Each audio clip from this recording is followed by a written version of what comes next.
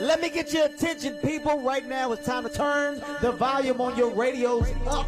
Reason being, it's time for all new episode of Straight from the Heart, featuring yours truly. Talking about myself, Kevin Hart. I'm not by myself. I'm with my crew. I'm talking about the Plastic Boy. Yeah, that's me. All right. That is enough. Yes, let me talk. Ladies and gentlemen, an all new episode starts now. We're no strangers to love. Hey. You know the rules, and so do I. A full commitment's what I'm thinking of. It's on my mind. You wouldn't get this from any other guy. Nobody. Just want to tell you how I'm feeling. Happy. Gotta make you understand. That is my jam. Never gonna let you down. Never gonna run around and desert you. Never gonna make you cry. Never gonna say bye-bye. Never gonna tell you a lie and hurt you. I'm not even gonna hurt you because you are my girl. Rick Astley, everybody. Y'all done? Girl. Never gonna give you up. You finished or done? My girl. By Harry Rackman and Joey Whale. All right. All right, Joey. All right. Yeah, that's enough. Hurt you. All right, we Come get on it. now. We get it. When we clicking, Clack, clack. y'all want to stop. Who the fuck is that? Al Jarreau? Who the fuck is that? No. See that? It's a, All right, it's a different, it's a different We told that. skin color, but I don't care what nobody Still, say. great song from the Jesus could call down here and say, y'all messed up. I'm like, you a lie. Never No, gonna. it's Michael McDonald. Nah. Rick Astley. He came from the one-hit wonders of the 90s, 80s and 90s. Mm-hmm. One-hit Well, wonder. that shit ain't even a hit no more. After what y'all just No. did. It was- cracked. When you hit that play, it cracked. Yeah. I'm saying that's the only one he had. I've actually never liked that. You never. song. Oh, you never. Mm-mm. I ain't never like that Well, song. it cracked when they played, but it sounded like you was on crack as you was singing it. Yeah, I never. Come on. See that? Try See to that? build There's a the. city. Come on. Where's I the? never enjoyed that song. Where's the uplifting? A lot of the one-hit wonder songs, I didn't enjoy them. My daughter loves "Who Let the Dogs Out." I hate that shit. Oh, that was. That was the shit. I ain't gonna lie. I mean, like it wasn't. Who let the dog? That was the shit. I ain't gonna lie. I used to get hyped when I heard it. They'll be cracking. That crack on college campuses. She also likes that CNC Music Factory joint.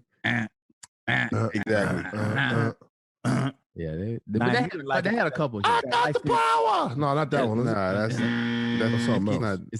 It's getting kind of hectic. Okay. I got the power snap. Snap. Yeah. Yeah. Yeah. Which, That was a one-hit wonder, right? oh, for sure. Which I think we're alone now. which one did y'all like better? Woot, there it is, or Whoomp, there it is. Wait. Whoomp was tag team and I Woot thought- was 95 South. Oh, They both go the same. Do it go the same way though? I'm I'm confused. gonna go One 95 says South Woot. because I'm from. What? Huh? One says Woot there, and another one says Whoomp, there it is. Those the same song. Yeah, I like that. Nah, tag team. They got the commercial right now. Yeah, tag. That's my team. favorite commercial right Yeah. now too. That's You Whoomp. rate your commercials? 95 South there, Woot. Yeah, I rate my commercials. Who the fuck does that? They be banging commercials. Great commercials. Each season got like a banging commercial. But I mean, know what? you can go in your mental and go, my favorite commercial is. I don't even look. No, at- just as of right now. Like I remember. I back know in- that, but even An old commercial that was dope was, I can't remember what the commercial was, but it was the old nigga saying, "Ooh, you got to be quicker than that." Whatever that commercial was about. It was car insurance, I think. Car insurance. Oh, Yeah, the that was- dude, he holding the dollar out on He the holding the dollar. Oh, You gotta be quicker. than that. Hi. oh, Before we get into commercials, I got something I like to. Let's go ahead and get the fucking intros going, man. Because Oh, the okay. producers be on my ass, when whoa, Hey, nine. easy. huh? Nine. Well, You got the introduce the keys. show now. You got the keys to this Yeah, motherfucker. you do it how you wanted want to to go do the it. whole motherfucker without saying anything to anybody. Yeah. It's your motherfucking boat.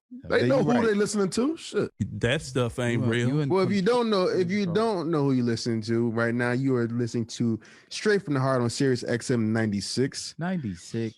Where we bring you real, authentic conversation every single Tuesday and Thursday. Conversation, no condom.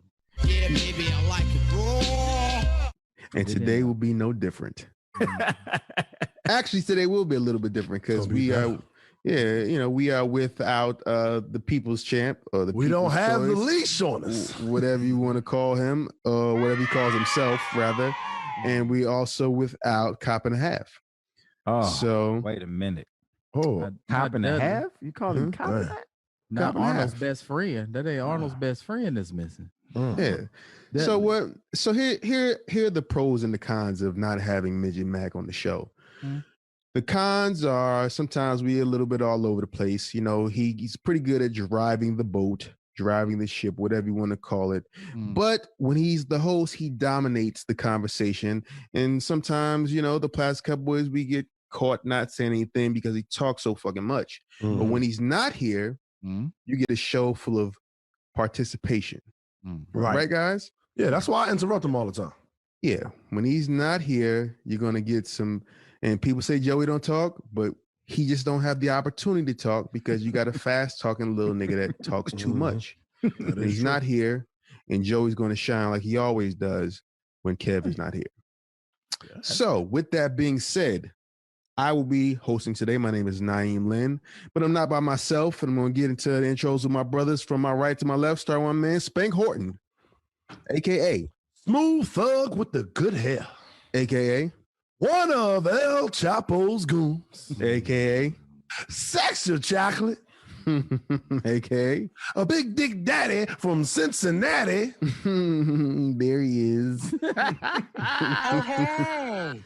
aka A big funky. Grande Fogolitos. We gonna keep it- nosotros. okay, Harry learned some new Spanish. El Keep it moving. Biblioteca. We're gonna go to my nigga Harry Ratchford, aka Harry Goodspeed. aka Mr. Turn Down Service. aka Mr. Watcho Auntie. aka What's in them back pockets? what? What? aka That's a perverted ass. Bucket low like fuck. fuck it no. And all the hoes wanna know my name. Ooh. But Harry, what's in them back pockets mean? Looking at that ass, a little plump back there. You know what I'm saying? What you A got in your little back plump pocket? back there. What you got in your back pockets? Swole back I'm a there. pervert, so I know what he's getting you at. swole back there. I ain't never heard that That's, one. that's an old man. That's an I was old about to man. say that's even before me, Harry. Okay. Back pockets. I Well- know all the old pervert sayings, but I guess I don't. No, you don't. We're gonna keep moving right along. Last but not least, my man Joey Wells, aka I'm 50 plus 3, aka and I'm on the other side. aka Game sprinkler. Ooh. aka Said what I said. aka. Brother, let's get this motherfucker started, my There you man. go, Joe. All right. Game sprinkler on the hoe ass bitches. All right. Yeah, just Joey, what's the difference Hey, between wait. 52 and 53? hey, wait a minute. This listener said every time he does an ad lib, he always say bitch. That's all he says. Every time he's messing it up for Harry Goodspeed. I hate it. Like he keeps saying, I keep saying bitch all the time. So I said, all right, bitch. And I called him a bitch. That's for the dude. Yeah, and Instagram flagged me. Like Are you instantly. serious? I'd never seen that before. I You said reported your comment. That's what it was. Yeah. it was what? Oh, He but did- it was he- right away. I mean, it literally, I said it, and about 10 seconds later, that motherfucker said bloop. And you have made a comment, and I had never seen that before. Oh, IG on that no bully zone right now, huh? I was about to ask Black. Naeem, how what does that mean? Because I don't know how Naeem survived this far. What you talking about? I'm on page number 2. Oh yeah, that's true. That's what I was about to ask. Hey, they got Lil Duval too. Did What you they? talking about? Lil Duval. Oh, yeah. He ain't on IG no more. Oh, no snap. Yeah, it's a wrap for him. Well, he got Hey, Lil Duval. so back do up. they give you like a Yeah. warning and then kick you off, or they just like Man, you know the person I was reposting a lot that ended up getting deleted. Marvin, what's his name? Marvin Harris or Marvin Hunter? What's your man name, Joey? Oh, the comedian, right? yeah, Marvin Hunter. Yeah. It was a few things that he posted that I reposted, and they took that shit down. Yeah, Marvin has his opinion.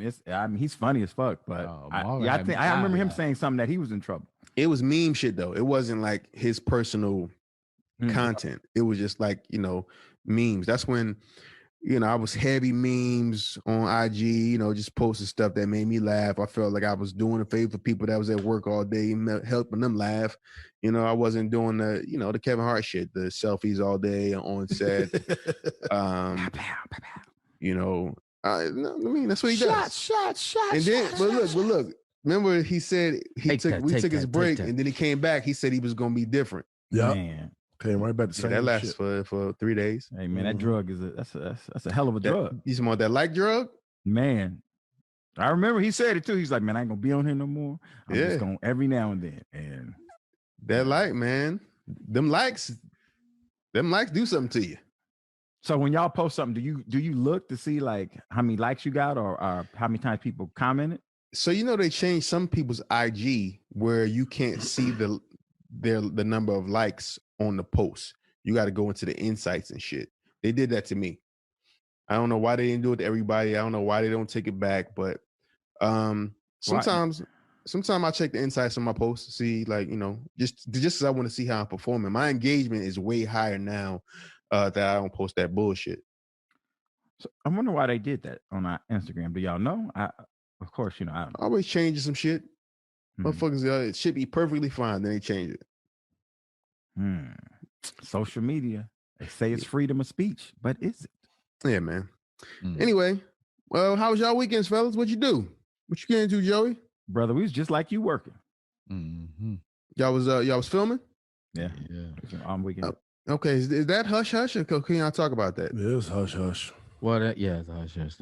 We can't post anything, so it's just okay. Can't talk about it on social media, so probably can talk about it on radio. All right, that's cool. Well, I'm not part of shit. So these niggas got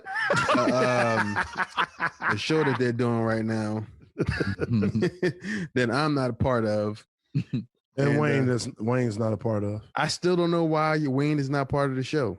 Just because he don't do the Sunday morning shit with y'all? He don't do nothing with us. Yeah. Okay. He didn't do anything. He was around just as long as you was. But he still got his car though. Yeah, but he don't drive it.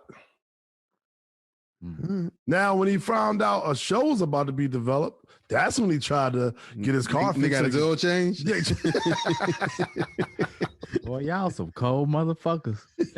Hey man, this is what we mean, y'all. Nigga, you're the executive producer. I know, but I wasn't. You the one that decided he wasn't on the show, motherfucker. No, I promise it wasn't. But I can show y'all my pitch document. I had everybody. Everybody. Yeah, I definitely snitched and put in the group chat, said how it went down. So who decided he wasn't in it? Kevin Hart. You don't even want to. You go the shortest distance between 2 points. Nigga, we straight from the heart. Straight from the heart. We keeping it a buck. We'll do it then. Ain't no leashes on today. We saying what the fuck we want to say. I with it then. Say your favorite word real quick, Spank. Bull dagger. Yeah, that's what we on today. Not Spank. Come on. That's what we on today. Oh, y'all. That's gonna be the name of my car, Bull Dagger. Wait a minute. Your car? Wait a minute. I can't name my car Bull Dagger. You do what you want, but I'm saying if it's pretty and tough, you can call that shit a bull dagger. Pot to pee on myself. I'm gonna put a bull on the front, and a dagger on the back. Oh no. Cow knife. Oh man. Now, so you was working this weekend in Miami. How was it? Oh yeah, how was that, bro? I meant to hit telling jokes in Miami, yo? Yeah, I was trying. Right. Oh no, brother. No, wait a minute now. Wait a minute now. You mean they didn't get a ticket to the Naeem train? Let me tell you something, brother. Your boy is rusty. Oh, okay. It was a rusty navel out that bitch this weekend, man. When the last time you performed though? Was it St. Louis in December? Well, the weekend before I did a show in Hollywood, but I only did like 12 minutes. Oh, yeah, so okay. when we had our shows in December was the last time I performed. And when we co-headline, we do 35, 40 minutes. I go. I had to do them 45. Man, I was up in that bitch. All right. One of them shows I was about to be like, to heed, motherfucker. Nigga, not only was I pulling up my old shit, I was about to pull up your old shit. But who you brung with you? I had Hawk and Pac with me. Lawrence Killebrew was hosting. Oh, nice. Jonathan Martin was a feature, and they was kicking my ass all weekend, man. They was kicking my ass. I just could not get the rhythm. You know, man, having some shit going on the outside too. You know, but it was a rough weekend. My shows were okay. I wasn't like bombing, right? But as the headliner, you want to do better than the feature and the host. And I honestly could say I was not. Well, did the people come out though? That's what it's about. Did you fill the seats up? So we had great turnouts, but they did paper the room a little bit. Mm-hmm. And you know, when people get free tickets, they're not familiar with your work. Right. Yeah, they just take an opportunity to come to a comedy show. So people that are not familiar, you know, I think I'm a great comic. I'm a really good comic, but I'm also an acquired taste. So if you like me, you like me. If you don't, you don't. So if you're not an actual fan of me, then, you know, may not do it for you. But I think people don't. Well, the fans, that's not for them. Is that like this whole pandemic thing for those of us who say live in California, what have you, and you can't perform a lot. Like it's a muscle, and people don't really like. Y'all just get up there and talk. They don't realize that by the time they see us, well, most of them, by the time they see us, we've been in these clubs like working, and you know, put your 10 together, all right, and put your next 10 together, and it's hard work, and you got to be dedicated to it. And if you don't have that stage time, man, it's hard. Yeah. Some people really feel like I had a friend of mine years ago, and he saw me like with some notes. He's like, "Oh, so you niggas write shit down?" I was like, "Yeah." And he's like, "Man, I'm gonna tell you the truth. I always thought y'all just get up there and talk." And I was like, "Wait a minute." From Eddie Murphy, Cosby, Richard Pryor, and he's like, niggas doing an hour just talking. He thought they just made that shit up that night, and he's like, he thought the next night they went somewhere, they made up another hour, different set. And I was like, "Wow." I said, "That's not how it worked, man." Yeah. He's like, "Nigga, I thought Chris Rock and them. I thought them niggas was just." Who was this dude that said that? Just a friend of mine. Yeah, that nigga ain't too smart. Use your fucking brain. But you'd be surprised how many people think that, you know, I mean, now that people are saying it, telling them more like, yo, we really work out. A lot of people thought like, you know, especially, you know, see a cat get on stage, start going, "Hey man, y'all married?" and start doing that. They go, "See, that nigga made that up right there." No, go, he set you up. Yeah, he's setting you up for something he already got in the gun. Man. Nah. Yeah. So I can tell you, look, for the listeners, if you're fans of comedy, I can tell you some comics that do go on stage and freestyle. The one that comes to mind the most is D. Ray Davis. Mm-hmm. When he's hosting, he just gets up there and he freestyles. But, you know, he's so comfortable in silence that it works for him because he'll say 3 things that won't get no laugh. Then he'll say 1 thing that does get a laugh. Right. Like everything, it's not a rapid, you know, just laughter, joke, laugh. It's not like that when he hosts, but he does the improv in LA on Mondays, and that's his audience. So they come out and they fuck with him. And I think too, like for those of you who go visit rooms take on the personality of the host. Exactly. Whoever whoever with the personality of that host, if it's a jovial host and this dude is like happy and you go, "Oh man, yeah." Or so you say the improv crowd is assholes. Nah, I ain't gonna say that. They are really D-Ray's like audience. He said D-Ray's asshole. That's what he's saying. Okay, well, I guess they shout out to D-Ray. That's the homie. That's the big homie. But they be in their pack and you know they're a great audience though. Mm-hmm. But they love that host and he or she drives that room, whoever room that a host is hosting. So right. But yeah, man, cats think y'all just out here making this shit up. Nope, it don't work like that, man. It does not work like that. But after this weekend, it just made me really, really want to get back on my shit. They about to start opening stuff up a little bit more in LA. That spot that I did last weekend, y'all, Joey and Spank, y'all should do that shit. I can hook you up with the girl, and there's other people that doing these outdoor shows. But the one I did last week was dope as fuck. Yeah, she hit me up. I responded, but I responded like a week later because I don't usually go to side of the DMs. That side be a little wild. But I saw it and I'm like, oh man, let me respond to it. So I responded to it like, hey, just let me know on the next one since I missed this one. Yeah, and Joey, you should do that too. It's a great room. I'll hit him. Spank, do you miss hosting? Because back in Philly, you used to hosting a lot. I do, man. That's when Spank used to write his shit. Come up with his jokes. Yeah, that's how I came up with new material. I definitely got a host. Like I did a show Friday. I did Kev on Stage show, Keep Your Distance. Okay, how's that? And it came back to me. I was scared because it's like, yo, man, you got 10 minutes. I'm like, oh God, I'm not gonna get in the rhythm to about 7 to 8 minutes. But I said, all right, let me see what happens. But I was going over it before I got on stage, and I had a nice little set, man. I had a nice set. Gotcha. Shout out to Kev on Stage doing this thing. Shout out to Kev on Stage doing this thing, man. I told him, I said, hey, man, whatever you need me for, man, just hit me, man. I said, Kev, I'm not under contract where I can't do stuff outside. As soon as I said, he said, all right, man, I'll use you March 17th to do my interrogation room. I said, all right, man, I'll do it, man. I don't mind doing other people's sketches. Speaking of new material, there was a movie that came out this past Friday, fellas. Movie that we've been waiting on for 33 years. 33 years. Harry, is your wife 33 yet, Harry? She will be next month. Oh, wow. Okay. So your wife was born around time Coming to America came out. 88. That's crazy. That's when it came out. So have she seen it or you don't know? I don't know. I think she has because she said she wanted to see part 2 or whatever. Yeah, that's true. What movie came out when you was born, Joey? Shaft? 68. Nah, Bullet. Shaft. Bullet. Shaft came out in the 70s, I think. Bullet was Steve McQueen. So what y'all think about the movies, fellas? I know you watched it. You watched it, right, Harry? Yeah, I watched it. So we had in the group chat, we had people commenting on how it was. I'm not gonna say who was commenting. Why not? But they gave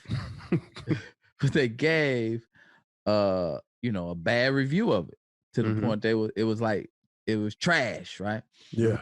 So when I watched it, I didn't think it was trash. It was a decent movie. I mean, I didn't think it was trash either. It may, there's some bad acting and so forth and whatever, and story arc kind of was. There's a lot of trash too. Yeah. Anyway, it was a little. I will say this. It was a little cheesy. It was some cheesy. I was just about to say that. It was some cheesy. I'm like, come on. It maintained my attention throughout the movie, but I was pointing out things that was obvious. But the characters that they did again was funny to me, especially at the end when he brought out sexual chocolate. I was crying. No, that had me dying. that part was probably the funniest. That shit had me dying when he came. I was like, wait. The twin bitch. Oh my God! Yeah. I'm like, ass still fat. All the other DJs, the film when Arsenio Hall playing who old ass honest is that? I thought that was a man though. I ain't know it was supposed to be a woman. It's supposed to be like a witch doctor, like that's what Wesley said. Wesley was good. Wesley was good. Now Wesley was very really funny. good. Michael Blackson part was funny to me. Yeah, his part was cool. Oh, wait, Naeem shaking his head at Wesley. I thought Wesley did a good job. You like Wesley role? No. Yeah, he got kind of weird to me, man. For real? I was watching his interview on Jimmy Kimmel the other day, and Wesley is like, he just seemed like he's gotten weird in his older years or something. I don't know. I mean, maybe niggas just looking at life differently since he got out of jail. I don't know. No, I watched it too. it was a lot of jokes that they was missing. I understand. Yeah, when he did the gun thing, I was like, what are you talking about? Yeah. I was like, what are you talking about? But he gave us some shit that we didn't know. Jimmy Kimmel said he auditioned for the original Coming to America. He went out for the Eric LaSalle role. I thought you were saying Jimmy Kimmel auditioned for. Oh no, my fault. Wesley Snipes. Yeah. He said auditioned for the original. Yeah, about 4 auditions for that joint. It was him, and he said Meryl Van Peebles was the other person. Yeah, it was 3 of them. Yeah, I missed the Jerry curl dude. I would have liked to see him bald headed or what have you, or with a Eric LaSalle. Yeah, they ain't have a lot of hair. Huh?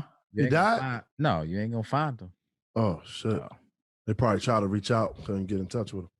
Eric LaSalle did what, ER for like 30 years? He did ER for a while. That motherfucker got money.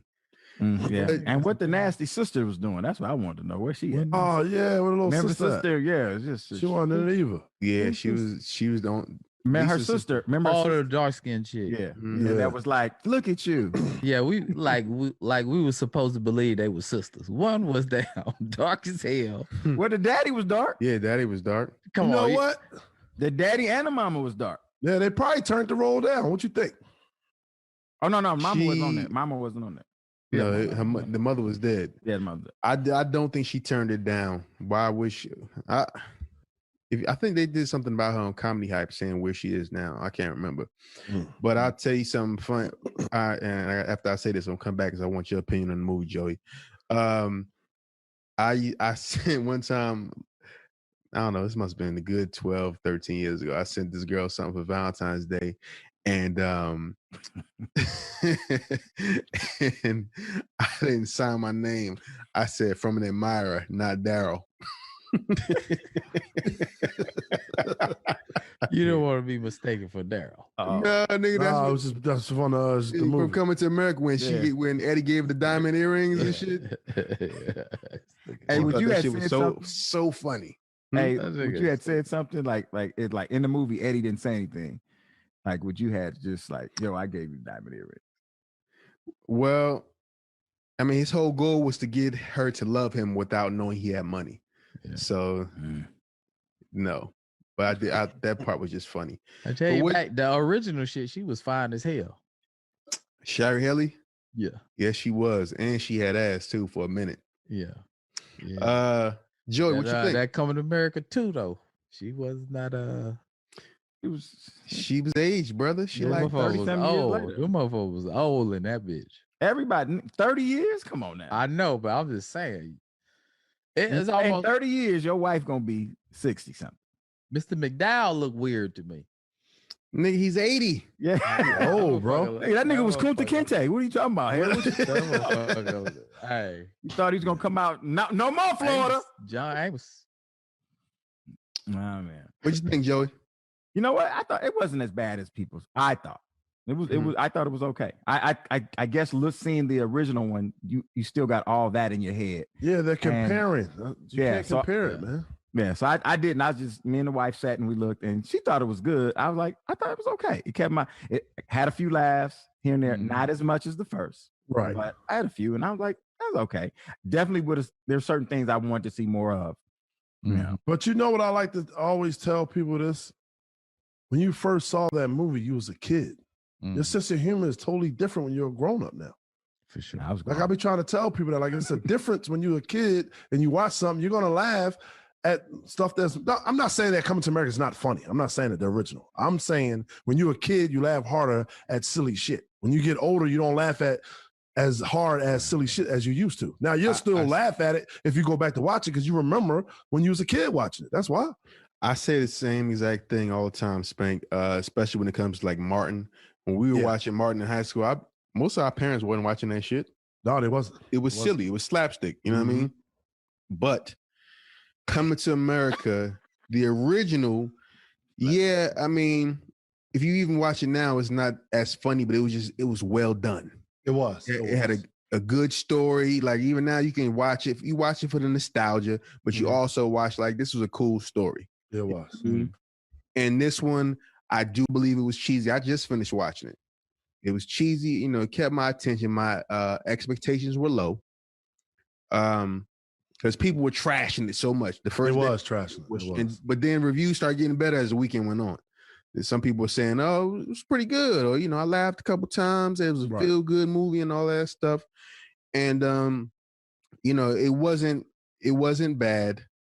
But I'm honestly gonna say that it wasn't great. And Yeah. I can receive criticism just like I give it.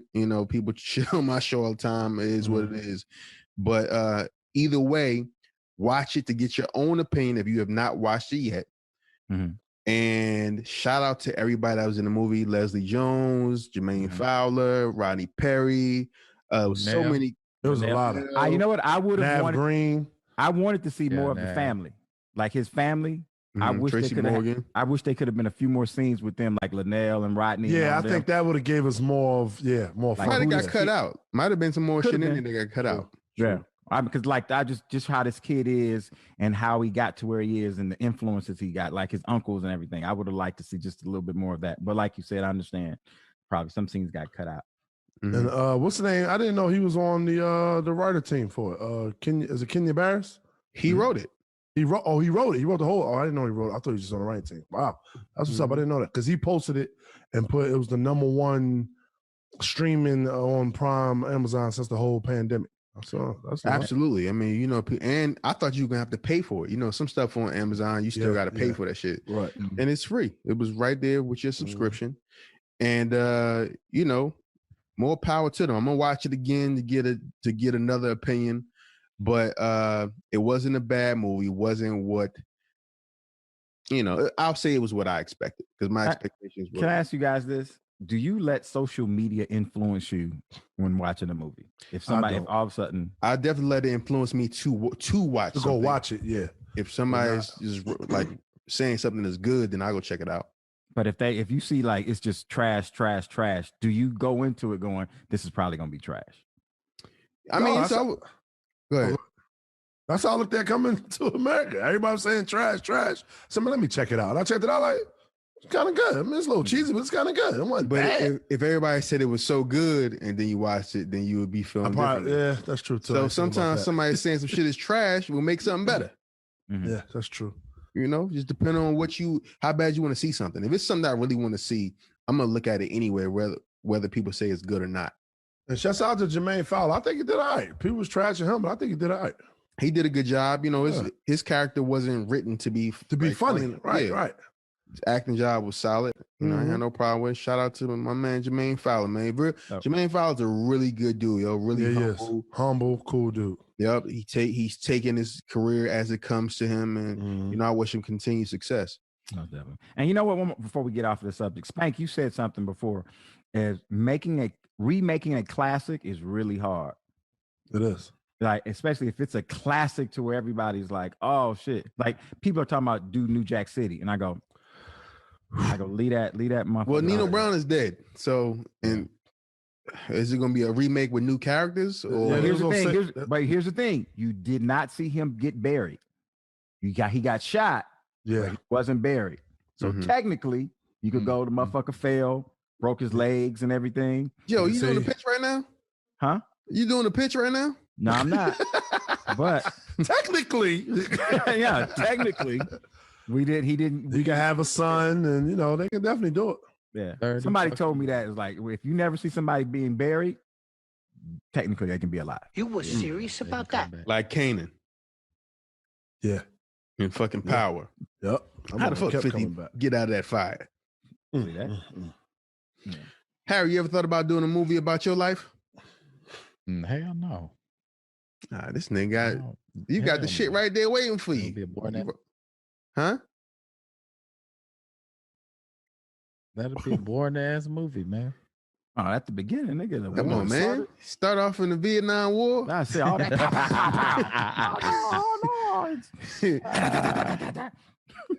Start off in the Vietnam War and shit, and then you know your father have 2 kids with his Korean wife, move back to the States. You know, then he passes away, and then you turn out the way you do. That's a great movie, man. And then you go to the war. Look at that. Yeah, you go to and now you in there. Well, he didn't go to. He went to the Navy. You know, they don't.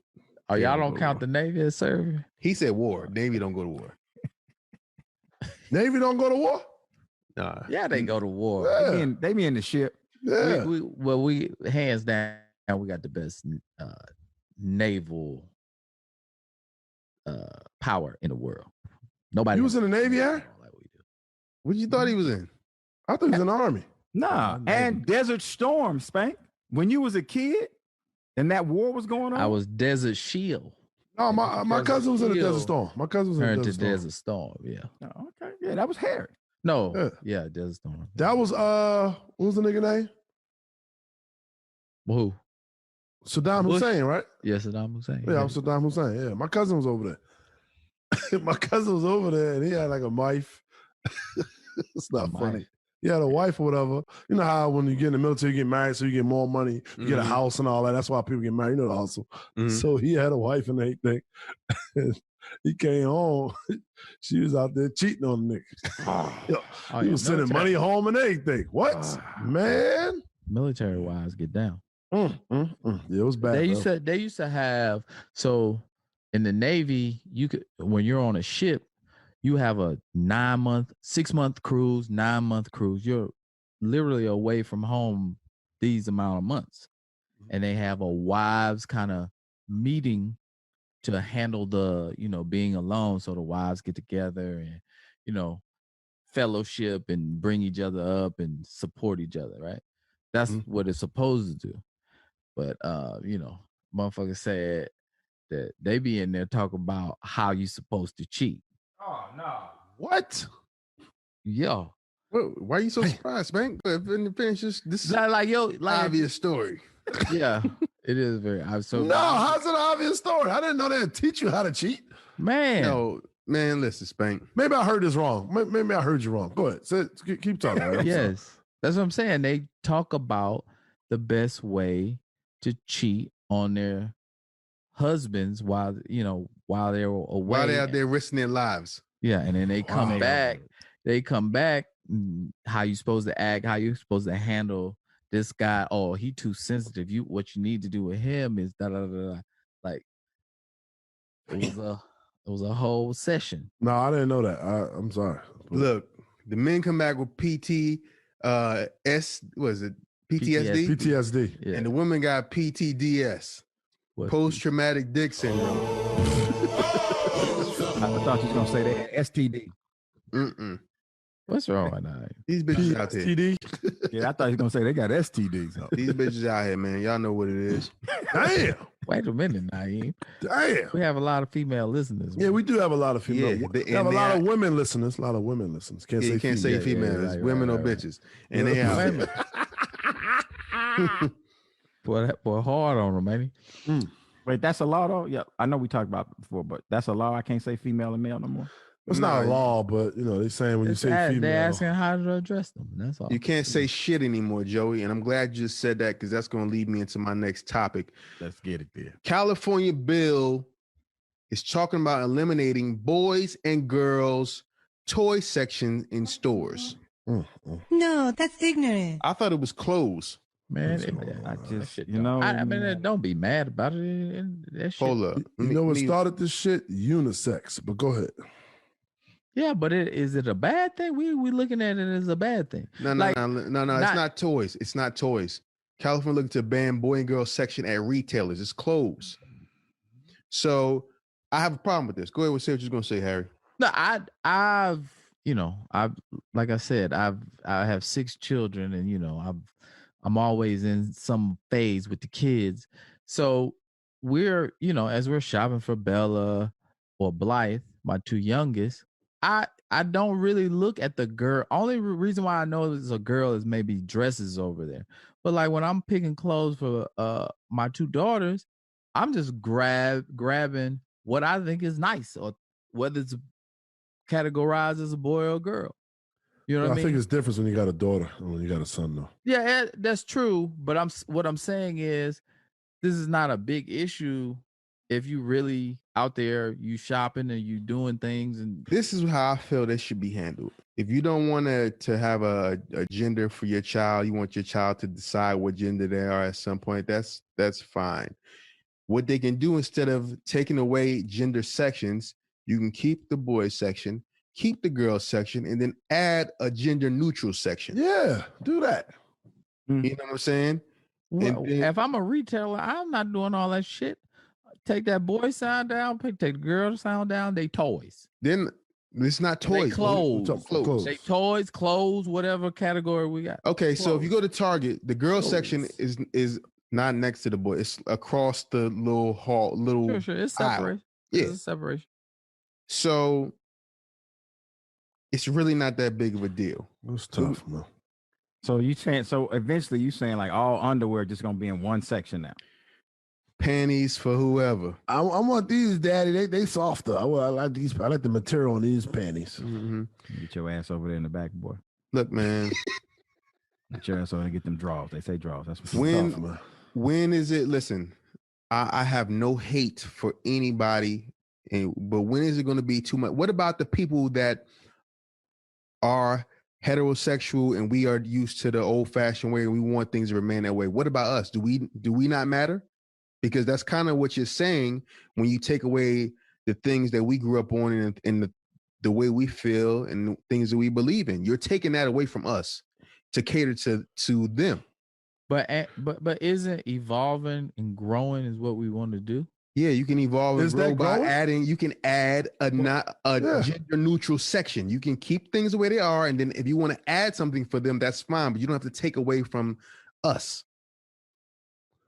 My thing is, I feel like keep the boys and the girls section, nigga. You gender neutral, nigga. You just go both back and forth, nigga. What's the problem?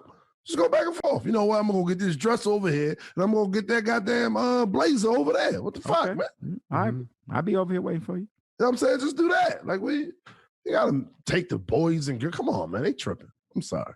I really don't see a problem with. I don't see why it would be an issue even if they did it though. That's all I'm saying. Like I ain't saying you have to agree with it, but I'm saying would it be an issue if that happened? Like, is that an issue for you? Yes. let's take away the thoughts, the thoughts of a person and what their preference is. Let's go back to biology. Mm-hmm. You know, in order for reproduction, you need a male and a female, right? X and Y. Yeah. So we are in fact different. I don't see a problem with still doing blue for boys, pink for girls, and then at some point when your child decides they feel like there's something else, then you just get behind them and you support that. Yep. You support that, and that's totally it. Agree. But why do we have to take away the norm? No part of that norm is discriminative to anything or anyone. Says you though. Do they feel like just like you have the right to feel your like that's opinion? an influence though? That's what that's the question becomes like. Do people feel, and we'd have to ask someone who was on the other side, do you feel like the boy girl is an influence on the child? Listen, I think that it can get confusing. Mm-hmm. I like the fact that, you know, the way God made us is that a man and a woman have to be together to reproduce, right? That's how we were made biologically. Mm-hmm. So there's some people that feel differently. We are still the majority, I would assume. No, we are. I would assume that heterosexuals are still the majority. I think so. Right? So why can't we leave things the way they are and then just support and respect anyone that decides to be different from what biology and the way God made us is? Okay, let me argue this point. All right. Go ahead. And I'm not the greatest speaker or advocate behind this type of thinking. This is my thoughts. Mm-hmm. Just as you said, leave the things the way they are. Is the same as there were white only bathrooms and colored only bathrooms. So if we had that same mentality, go leave things the way they are, then we're not growing and evolving as human beings, period. I'm gonna tell you so you're comparing segregation to gender. So just like the white people said, why can't we just keep it the way? I don't want to drink from a water fountain another black person drank from. Mm-hmm. If it was okay, well, we'll have separate water fountains. But now let me respond to that. The reason why they did that was based on hate. Yes.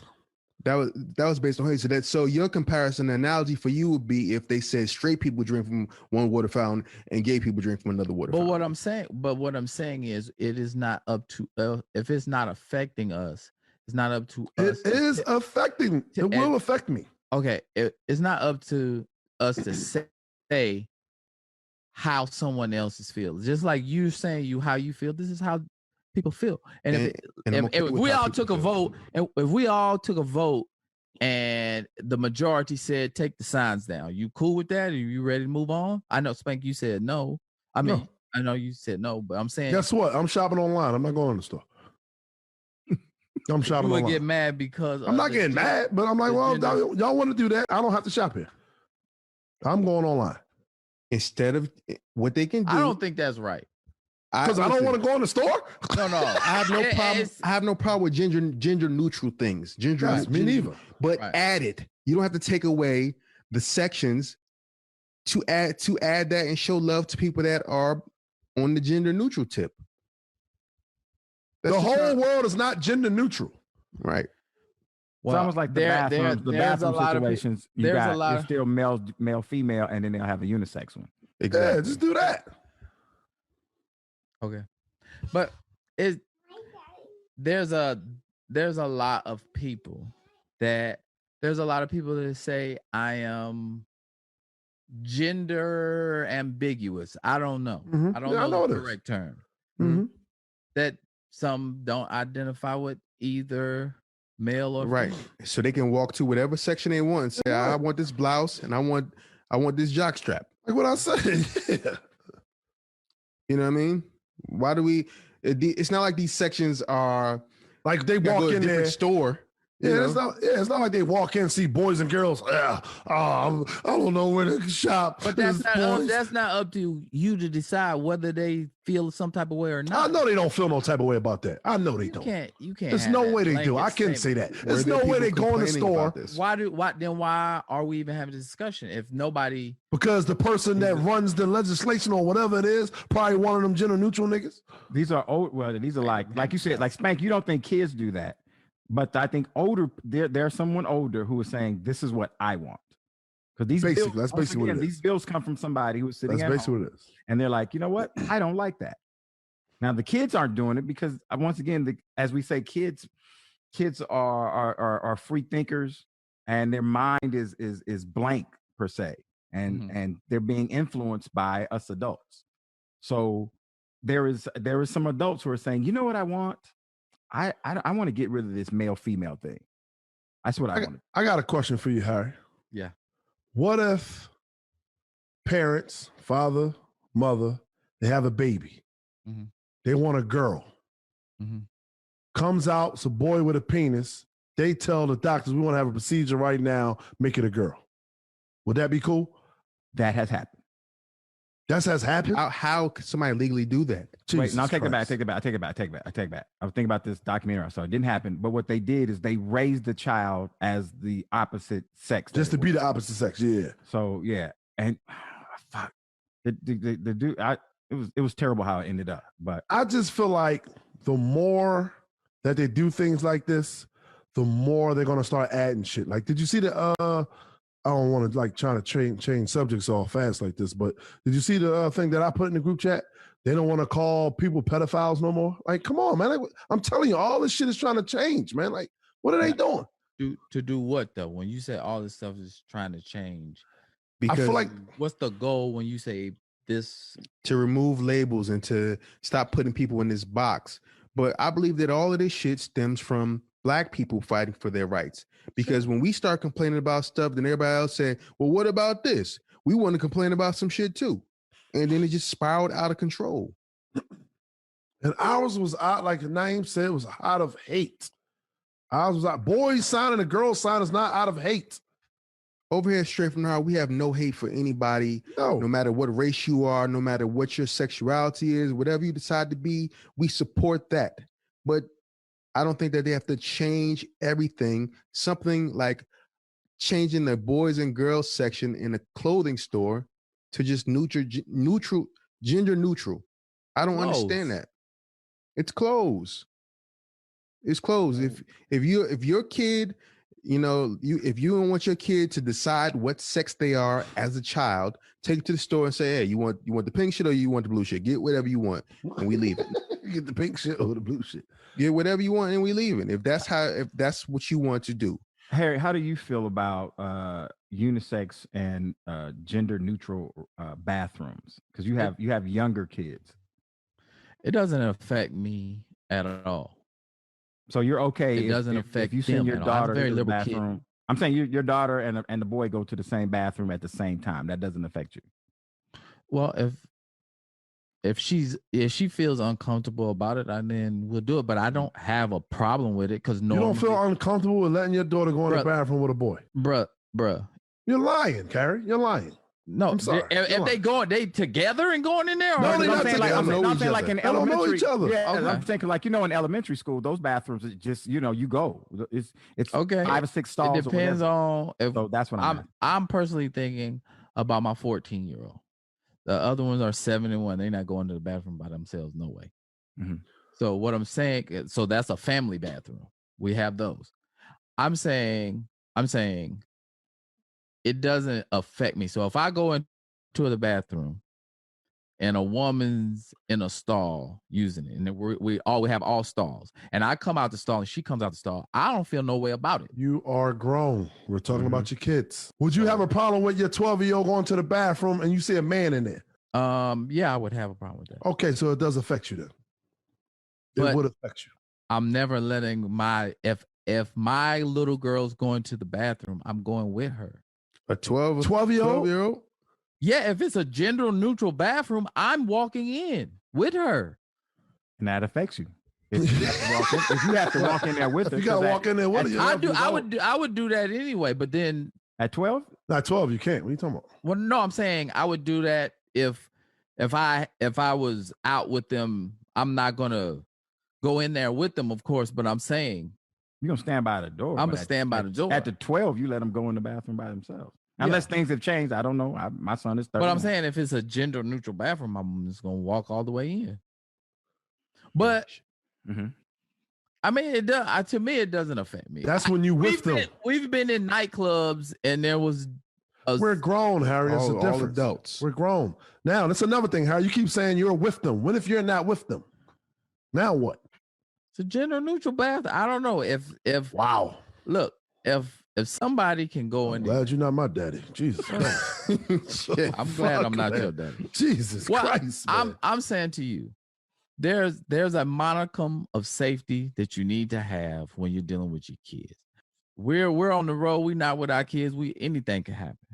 I'm saying to this, if this is a bathroom or whatever, and that is a major fear to you, you're going to take those safety measures to do it. I'm just saying I don't have a problem with it. Until it affects yours. I got you. Until it affects yours. I got you. Yeah. Somebody fall, you laughing. If you fall, wild niggas laughing at you. I got you. No. Not until it affects you.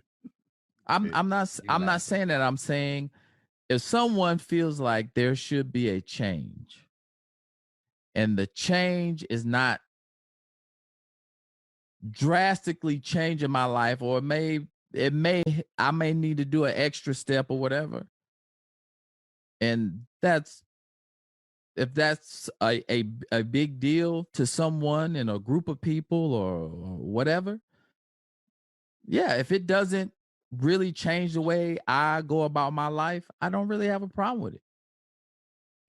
And here's the other thing too, for all our listeners out there, we don't want y'all to think that we are against individuals in their life. Sometimes people go, I can't believe, but it's like, once again, we're saying you're however you live your life, we are okay with it. We are okay.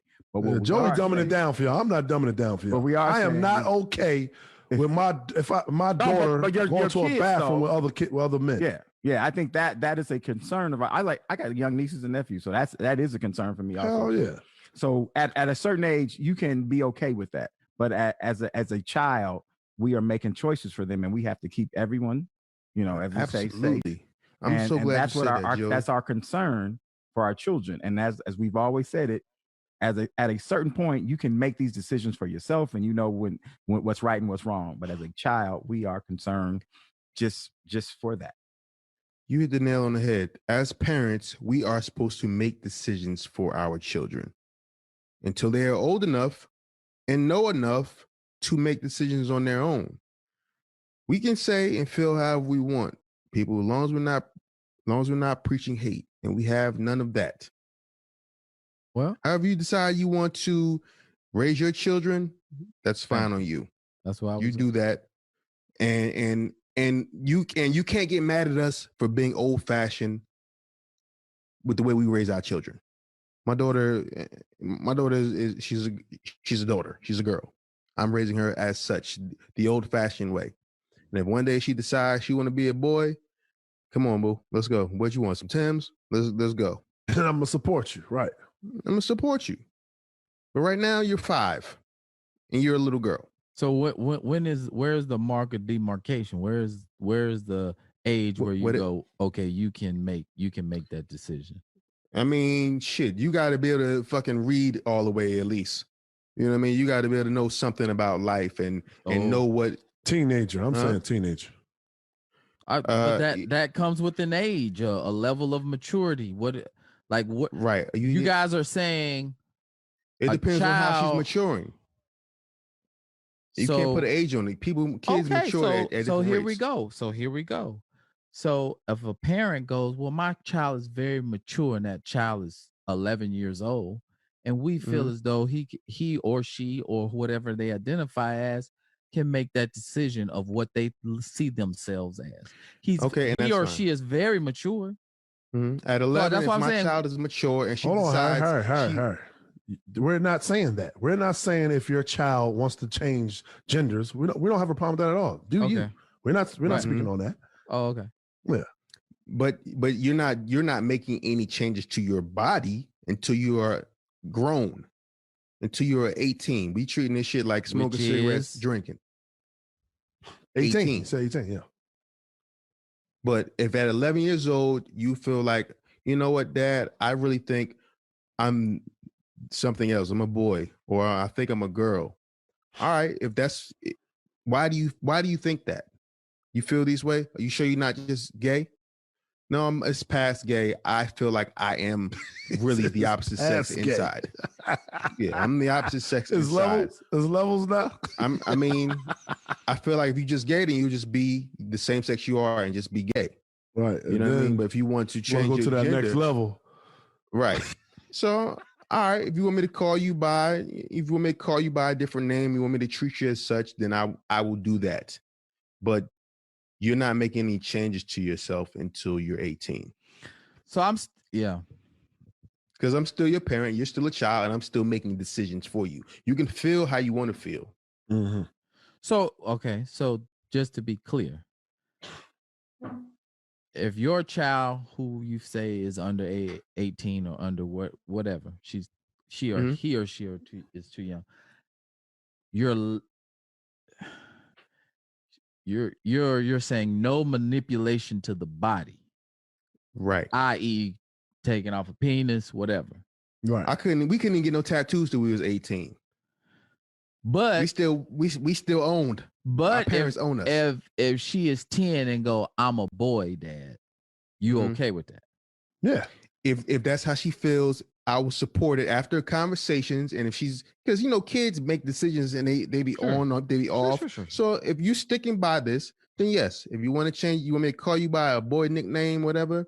But what is a boy name now? Because everything is gender neutral. So what is a boy name? We don't know. Right. But that's whatever you want me to. Pretty funny name. Yeah. Nah, lady, I want to go by Nasir. All right, I know a girl named Nasir. Okay, well, you sure you want to go with that one? You just want to go with Sweetie? But so, then you would make the adjustment and call your daughter or son, however she identifies by whatever number, whatever name. Absolutely, everything. And then as soon as they turn 18 on the 18th birthday, they go, I want to have a surgery to change. Yeah, get your money right. Get your money up. Yeah, you gotta pay for that. Yeah, get your money up. But if you so wait a minute. So you're saying you disagree with that? I'm not disagreeing. At 18. No. So you wouldn't. No, if you wouldn't. Why wouldn't you help them? If you were getting a tattoo, you'd have to pay for that shit too. You're an adult. You pay for those decisions. Okay, so you're just saying you're an adult now. Yeah, I'll take you out there to get the operation. I'll drive you down. Hold your hand. Hold your hand. Now, if my 12-year-old daughter feel like she's a boy, I'm a supporter. And when we go in the store, she cannot get mad because it's a boy section, it's a girl section. Wait. Okay, let me change it. If your 12-year-old son said he's a girl, his mom got to take him to the store. See, but that's his mom gotta take him to the store. If that's how you would do your daughter, then I'm that's a, how. I'm gonna support him. But his mom gotta take him to the store. Huh? Your daughter that wants to be a son, you supporting that. But your son that wants to be a girl, right? Because I am a man. So if my daughter want to switch to a man, I got you. You want to play sports? I got you. Now, if my son want to turn into a girl, I don't know how to play jump rope. Your mama. I don't know how to play jumping jacks and all that. You got, I mean, not jumping jacks, the little well, jack you shit. gotta be careful because we can't name certain games as boy or girl. You can't say, you know, guys jump rope. Jumping rope, the guys jump rope. Boxers jump rope to work out. To work out. They don't double dutch. You say motherfucker can't be doing jumping rope. I don't see men double dutching. 1, 2, Freddy's coming for you. I don't see men double dutching on a regular. Frank, you say you ain't for no bullshit. Oh man, I mean, we alpha males, bro. Yeah, that's stand in your alpha maleism. And here's the thing too, for people, for men who feel that way, I feel like sometimes they go like, oh my God, look at you, how you think that way. And I think that's wrong to tell somebody how wrong they are. This another thing, how they feel like, unless it's hate, like if there's no hate involved in it, you know, if they're coming from a hate, then it's like, my man, now you're a little wrong. And let me clean this up. Because I know people probably like, yo, Spank tripping, he wilding. My daughter, I have a daughter.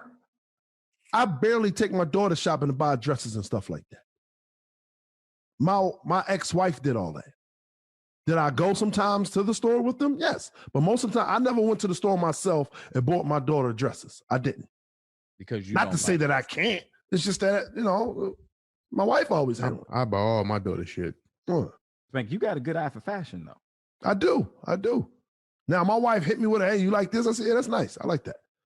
But most of the time, my wife took my daughter to go get sneaks, clothes shopping. She did all that. So let me clean it up a little bit. Just get the thing. Oh, man. I feel what you're saying, Spank. I hate that we can't just speak freely without having to break everything down. You know, the people that get it, they understand what you're saying. You know, and let's put a cap on that, man.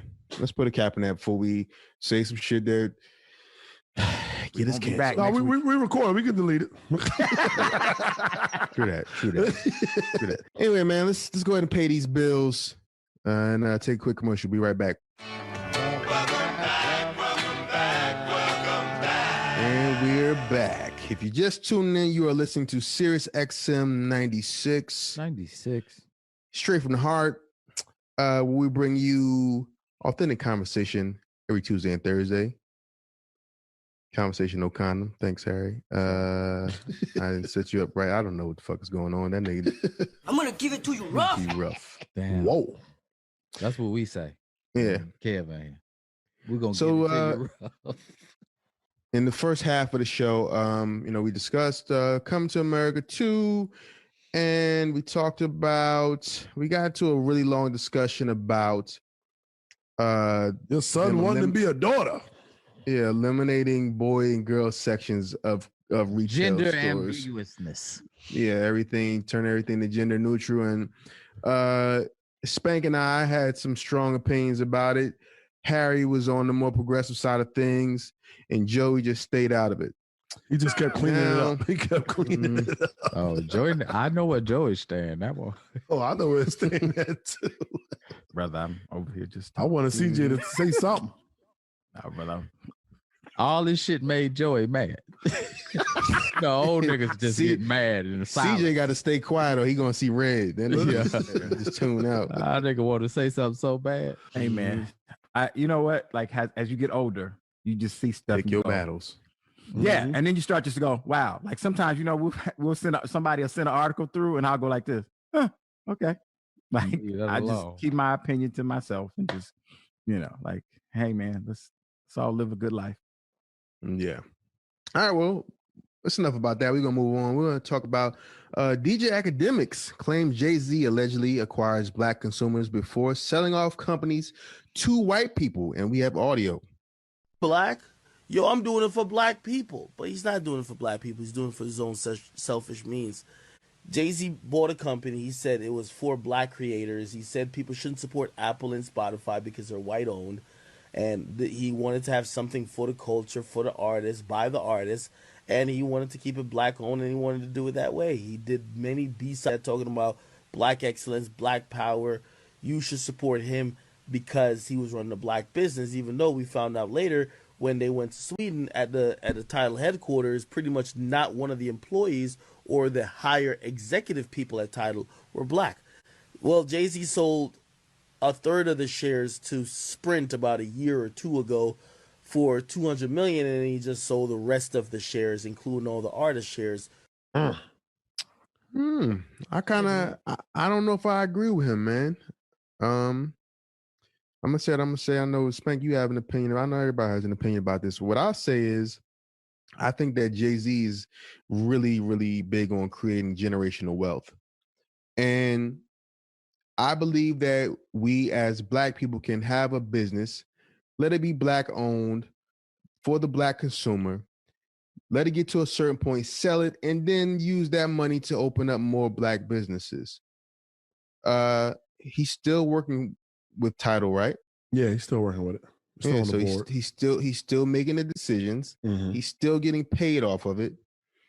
And he's most importantly, he's showing other black people the way to go.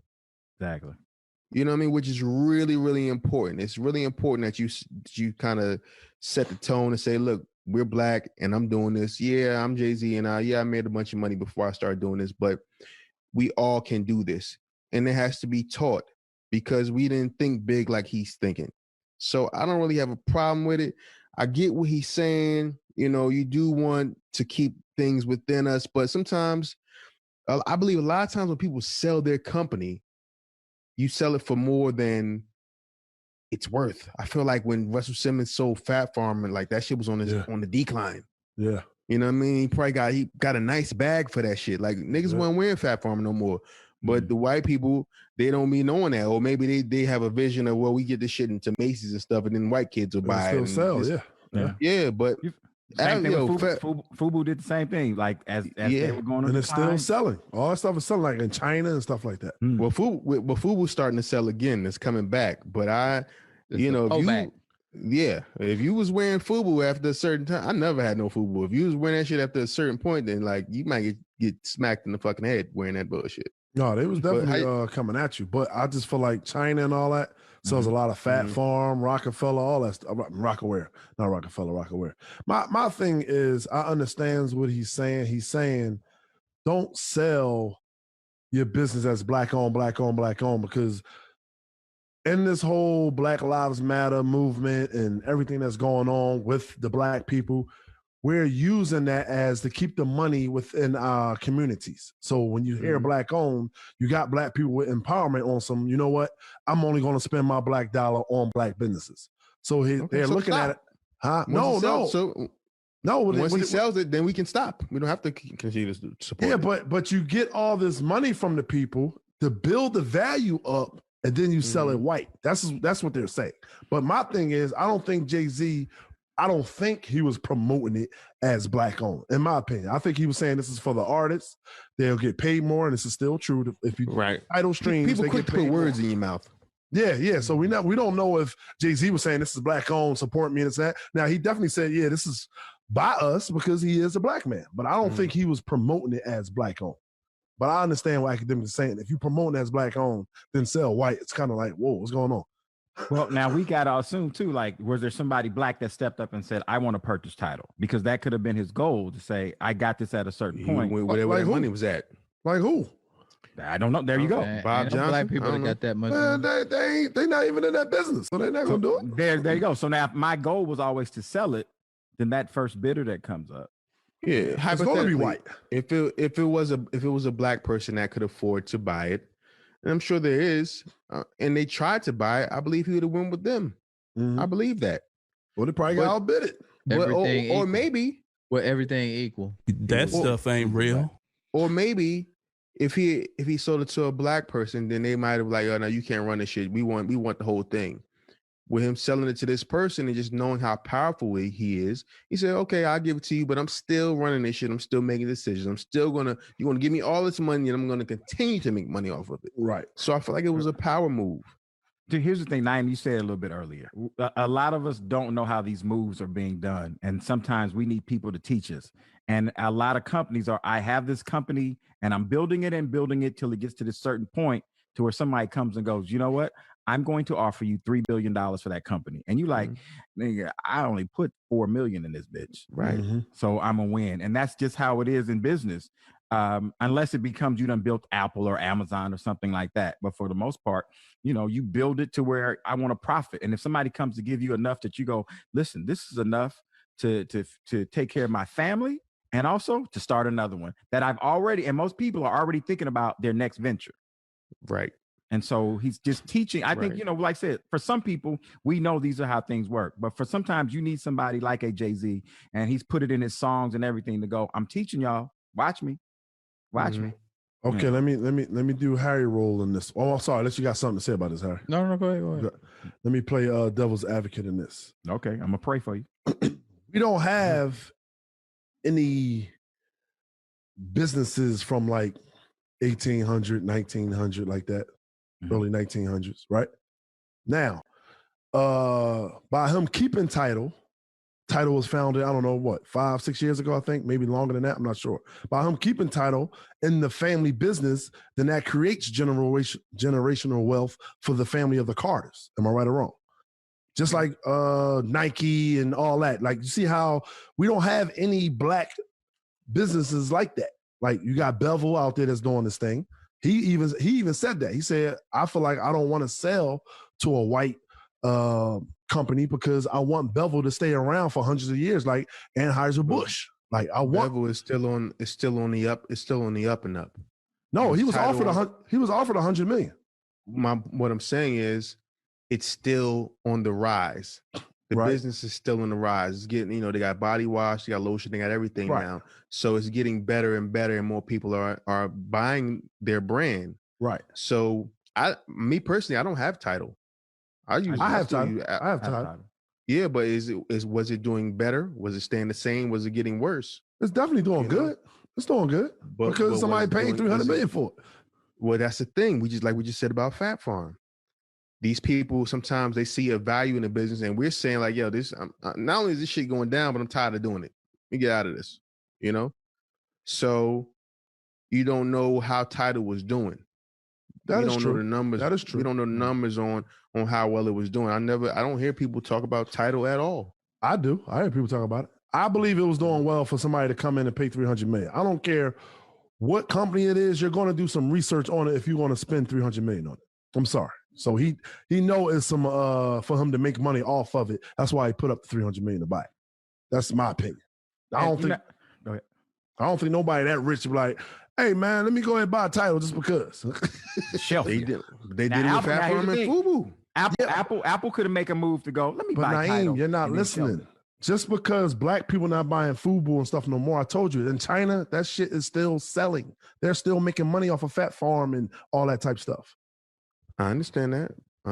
But if you're losing the major consumer, or at least, if you lose, let's say black people, FUBU was for us by us. So initially it was really all of us. It was just us wearing it. Right. Let's say, or let's say it was 80% us. And then, if you lose your major consumer and you as the person that's buying it, you're thinking that you're making a good deal, but black people are like, we don't even fuck with that shit no more. It could be a bad deal, but yeah, like you said, you might be selling it internationally, whatever. We don't know. We don't know how FUBU did after they sold it.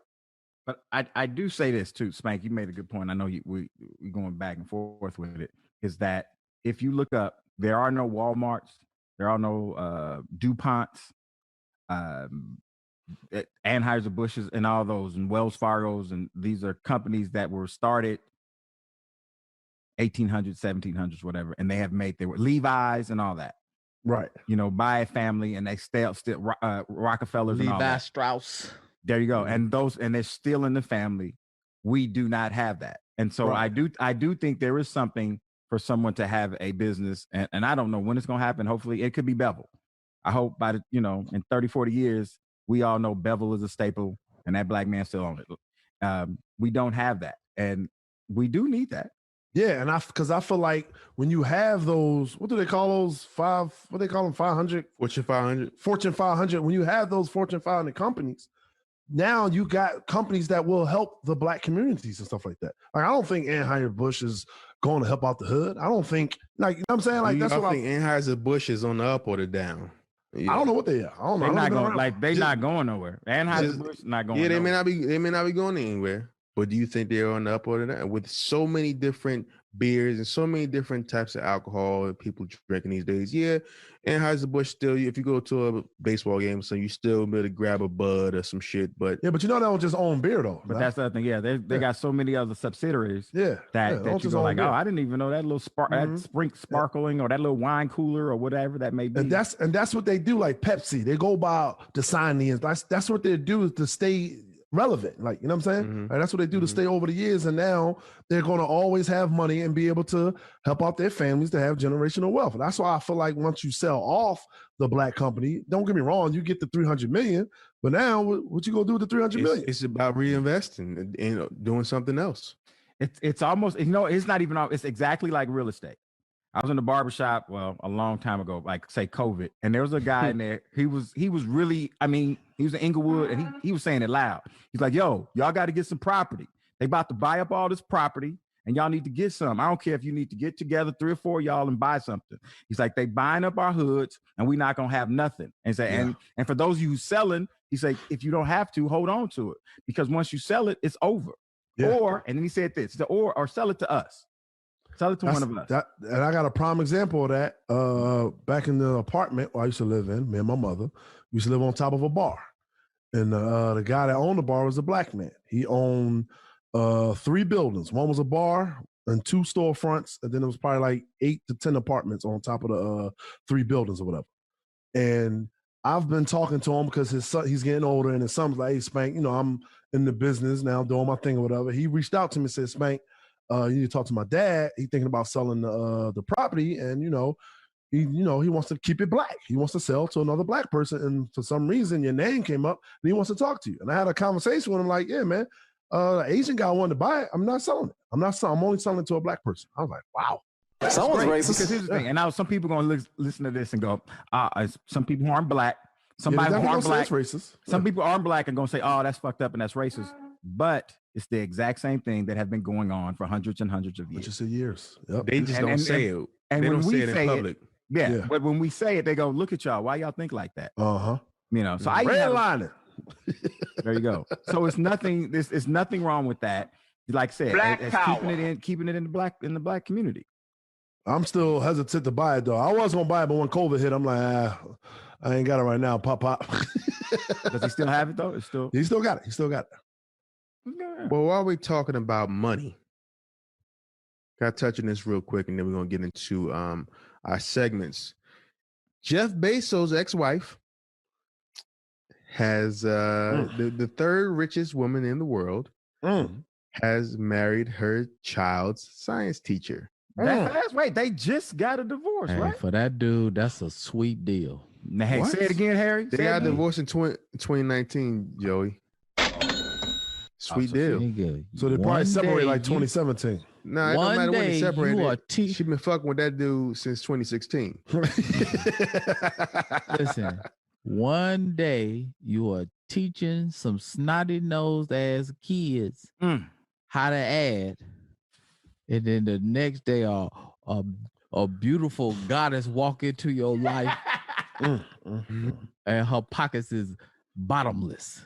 And I ain't gonna lie, I looked at her and said, "She all right," but I don't know if it's the 53 billion or it's really hurting me to say it. She's not that old, is she? I mean, she probably like in her 40s or 50s. Niggas be looking. She 50, even. Yeah, she ain't bad, How much again she got? She's married to a billionaire. She's supposed to be fine. But how much she got right now? She got more than Oprah. Wasn't it 53 billion or I'm tripping? In the world. 53 billion, I believe. I thought it was 32. Whatever. It's a 3 in there. And it's a billion in there. Let me tell you something. It's a B at the end. That's all. If that's me, I got one more day in school, and I'm coming in that bitch hot. As soon as them kids say something, sit your motherfucking asses down. Well, hold up, guys, because y'all kind of militant.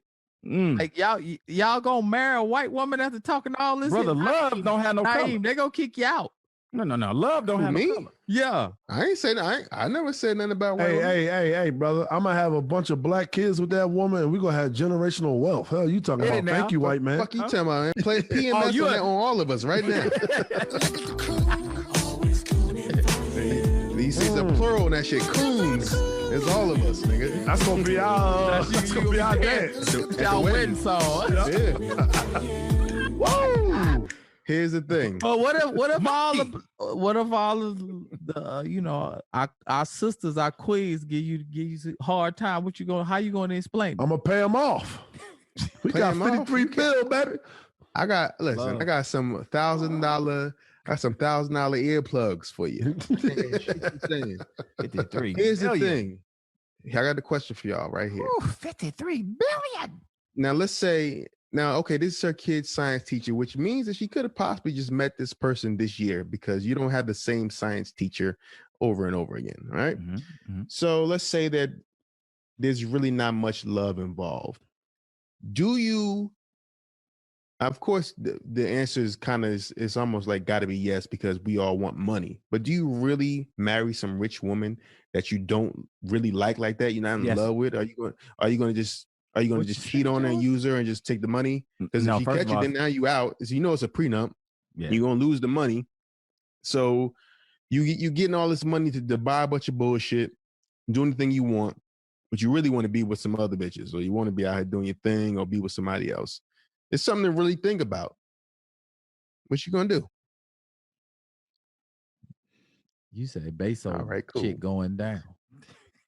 Cool. Nobody got no opinion about I'm that. saying no. So, I mean, love has no color, and love doesn't care about money. You can't that white woman got a goddamn brick, bruh.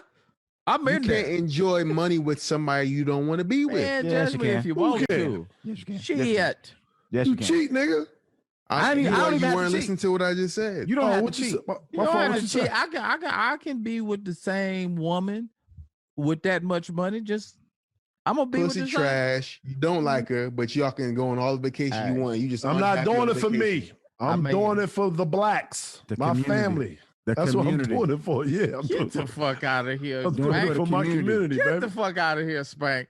Naeem holding strong. Naeem ain't coming over there. Listen, man, if I don't, y'all tripping, bruh. I already told y'all before. I don't care about money. I can't.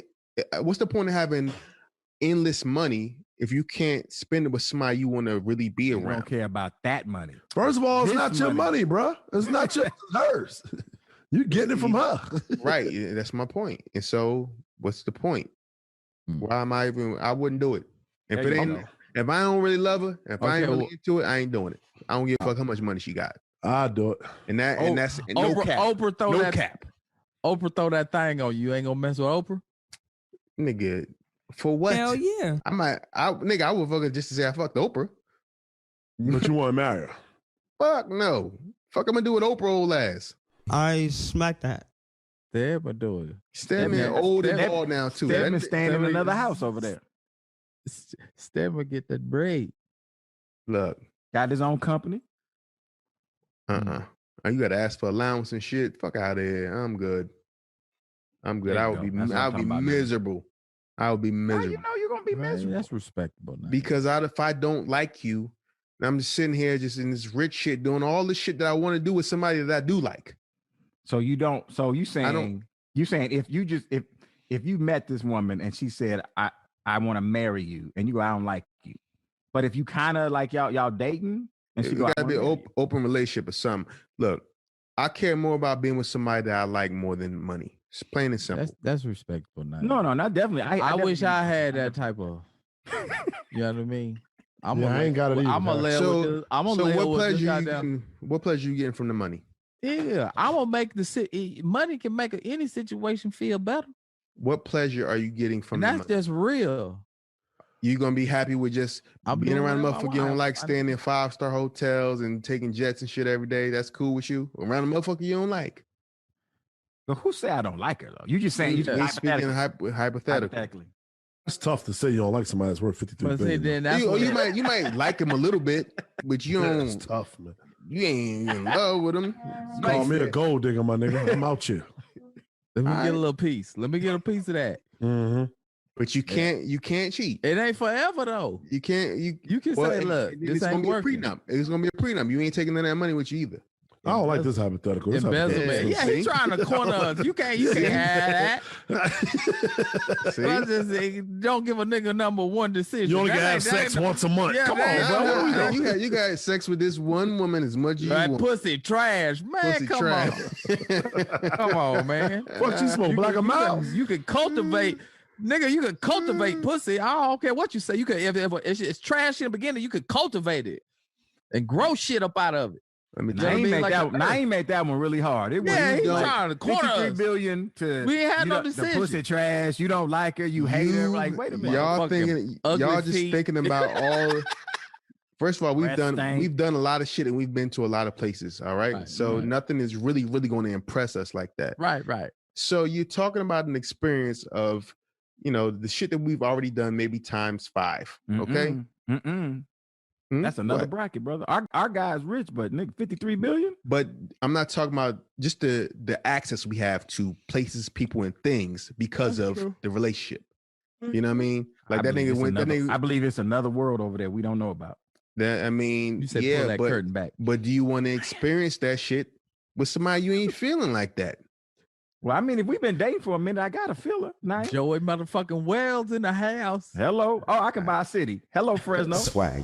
Bam. Yeah, and you know who's gonna stay in that city with you? Her. Hey. You connected at the hip. Make the best. You got to make the best of that for a few years. All right, I'm gonna leave it alone. You over there. I'm in there. I'm knocking that down. I'm gonna leave it alone. This is gonna be a lot of spit, but I'm knocking that down. You said it's gonna be dry down there. It's gonna be you said trash. That's the only thing that's gonna make it trash. Yeah, Naeem made us put a whole lot of stipulations in there. Yeah. Like, God damn, what that motherfucker don't play foul. She ain't got no feet either. I forgot to tell y'all. She ain't pussy got no stink. Shit smells like corn trash. Billionaire with stinking ass pussy. And her breath, she got a molar back there, ain't right. Spank still going like this. All right, and you got a badass maid with a fat ass that come across your mansion every day. He's gonna make it tough. Well, I'll tell you. We gonna leave it there, man. Y'all niggas lying. I'm gonna rob that bitch. That's what I'm gonna do. I'm out. I'm gonna rob that bitch and I'm out. Hey, what you gonna say? Hey man, come through the window, y'all. I'm gonna leave the window open every night. With that gunshot on that. hey, wait, what's that Corey Holcomb joke? Yo, rob the bitch right here. They keep robbing us every night, baby. Ain't that crazy? Man, that shit killed me. Corey do that every night. Robbing us. Let's get into some segments for this damn show, man. Oh shit. Let's get into some sports with Harry Ratchford. Oh shit, that nigga gave my old shit back. Hello, ladies and gentlemen, and welcome to Game Time. It's Harry Ratchford, your favorite armchair quarterback, the least athletic and most opinionated man in sports today. Harry Ratchford. Howdy ho, sports fans. It's your boy Harry Ratchford, a.k.a. Harry Goodspeed, and this is the Plastic Cup Boys' view on sports. Welcome back. And coming to America fame. Today, Junior. When I say the boy got money, the boy got money. Dak Prescott signs a 4-year. Let's go, Dak. $160 million contract with a league record 126 guarantee. Let's go, Dak. You know what that means, don't you? That means it don't matter what happened. They got to pay $126 million. Way to go, Dak. Because a lot of people was talking a lot of shit, but the black man got his money. He held tight, got his money.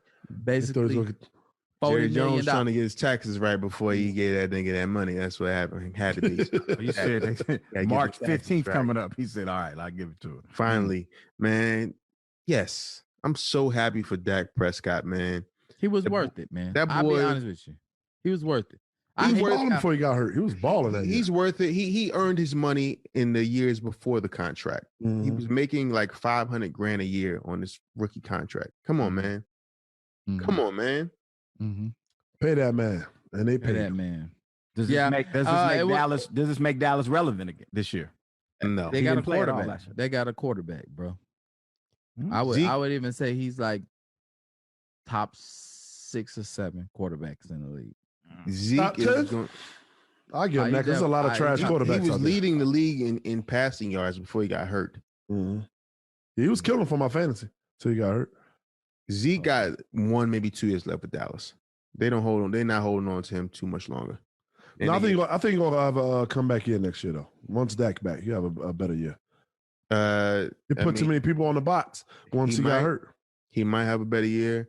They're gonna go for somebody younger and oh yeah, true, because he's a running back. That's true. Does this make them a Super Bowl? The best in the East. Make them the best in the East. The team is the same, Joe. Nigga just got paid. That don't make them no contender. That's why I was asking though, but he wasn't there. It's not changing. They still in the same. Because every year people always talk about Dallas is going to be a contender.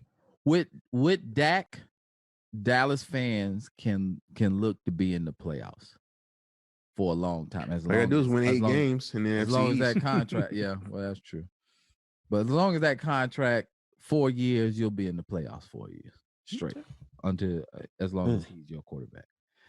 I said when I say that boy got money, he got his own money. In a failed attempt by ESPN to reunite Skip Bayless and Stephen A. Smith, Fox Sports stepped up to Skip Bayless and paid him 4-year $32 million. For real? Makes him the highest paid sportscaster, sports journalist, whatever you want to call him, on TV. He surpassed Stephen A. Smith with Stephen A. Smith. I think he averages about $7 million a year, where Skip just signed $8 million per year. A lot of money for a motherfucker that don't know what he be talking about. Man, he got a lot of motherfuckers fooled. Skip is goddamn awful. Skip knows his lane. His lane is what it is, and he found out years ago. I am going to be the villain, and I'm okay with that. Yeah, I used to read his articles in the San Jose Mercury. He usually he kind of built his reputation off that. He usually finds one athlete and just goes hates on them. Yeah, hates on them. Where everybody else is going right, he goes left on that one athlete. He's a contrarian like you. Yeah, for sure. So I'm looking to sign me goddamn 4-year $32 million. Here's my question though. What about Shannon? What's Shannon getting? Shannon getting $4 million a year average. Okay. So he's up there. He's gonna get a little boost in a minute. Shannon's good, man. I would love to see Shannon and Stephen A. on the same show. That'd be some good shit that right would there. Be tough. Ooh, that one day when they mix the two, put all 4 of them together. Man, Shannon is something else. Here's my he question. made some great arguments, but I mean, he said on the show like I guess they get a research assistant, and he said before his research assistant is top notch. Here's the question though: if you're my man Max Kellerman, how do you feel Max right now? Because like my brother was saying, oh, Max probably didn't. I mean, Stephen A. didn't know about it. I was like, no, they don't make a deal like that unless talking to Stephen A. So how do you, if you're Max, Stephen A. is indebted to Skip Bayless because it re-energized his career. Got you. But if you're Max Kellerman, how do you feel? Knowing that they were going to try to reunite them. Well, if I'm Max, I'm just like, I get it. It's like, I get it. But yeah, he got to feel some type of way. Like, I felt like we was doing good, but the numbers don't lie. So if they got a lower number, then, you know what I mean? Mm-hmm. So as a fan of Max Kellerman and a person who used to watch First Take all of the time, every morning, I was one of the people that when they were talking about finding a replacement for Skip, I was one of those people tweeting Max Kellerman for sure. That's who I wanted. And he came in and I felt Max Kellerman had, he had his great confidence. He had his swag with it. He knew his shit. And somewhere along the line, those debates with Stephen A. Smith were tolling. They were taxing to him. And he lost his swag. He lost his confidence. And now he's not even really doing that good of a job. He's even saying shit sometimes. I'm like, come on, Max, get the fuck out of here. So I can totally see why they will maybe want to move on from him. But when it comes to boxing, Max is on his shit. And I agree with most of the things he says with boxing, but, the HBO gig is done because HBO doesn't do boxing anymore. So, I just hope Max continues to stay employed and he gets that swag back. And hopefully he's conscious of it. Some people are... He's still on the radio, though. Yeah, I mean, yeah. But that first take money is what pay him. Oh yeah, TV money is different. Do you begin to try to get a pilot together if you're Max, or do you just ride it out and go like I'm gonna try to? Well, they would still probably keep him for his Max on boxing show, but it may be time for somebody else to take over at First Take. Like even Molly don't be agreeing with Max no more, and it was before it was kind of the other way around. And I understand on First Take, you have to disagree on shit, but when you're disagreeing, because it's a debate, you got to make sense. And Max, you've been on some bullshit lately. Who would y'all like to see as a co-host on First Take if Max was gone? I didn't think about that. Of all the guys who I watch on ESPN or even Fox, I mean, I do like I like Jalen Rose, but I know he'd never do it. Coward Rose, but he was on Get Up, the show before that, and somehow he didn't last on that for some reason or another. But he got his own show though with Jalen Jacoby. Yeah, I would. That's the only person that really comes to my mind now. In the later slots, in the afternoon slots, where you get like speak. What is it? Speak to yourself. What is it? Speak for yourself. You got a couple guys on there that's pretty good. Marcellus Wiley is real good. I actually like Max Kellerman and Marcellus Wiley when they were good on the radio. They were good. They were really good. They had a show together too. Yeah, that's what I'm saying. The TV show. Yeah. And again, guys, I don't want to get off subject, but it is sports. Did you see the documentary about TNT Network? I saw some of it. I'm sorry about the basketball team. I forgot with Charles and Shaq. Oh, inside stuff. I mean, inside stuff. Inside yeah. NBA. Inside the NBA. Yeah, you see that? They had it on the other night.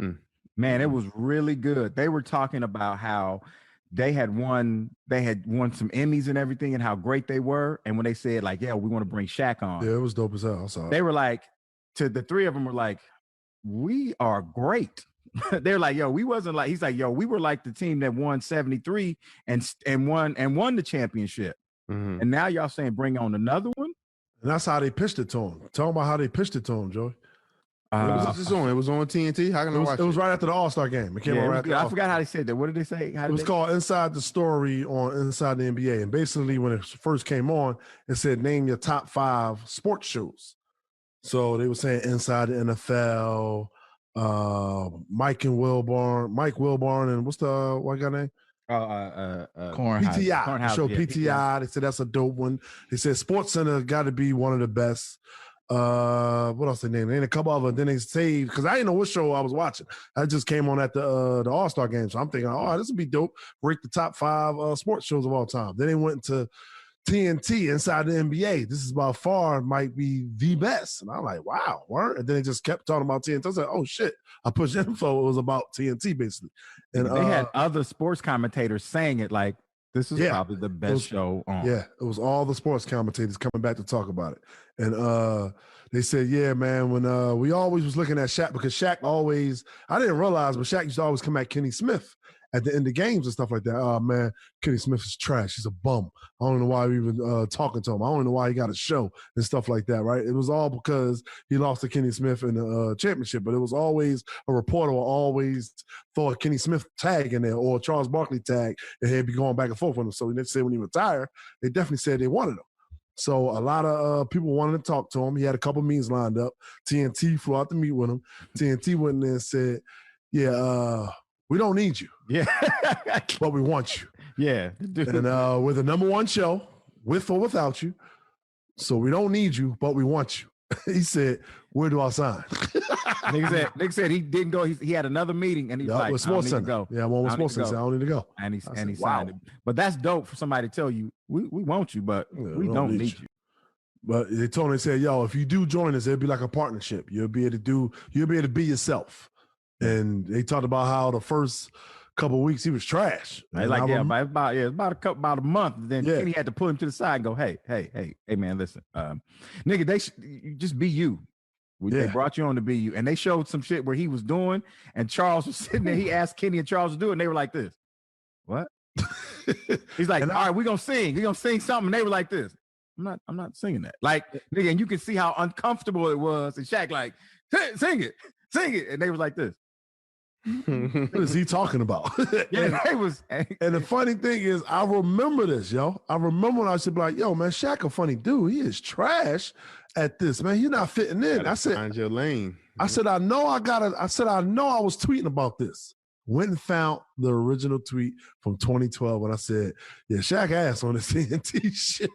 Yo. And I retweeted it, but he definitely got better over time though. He had to get the chemistry though. Steve Harvey was terrible on Family Feud at first. For real?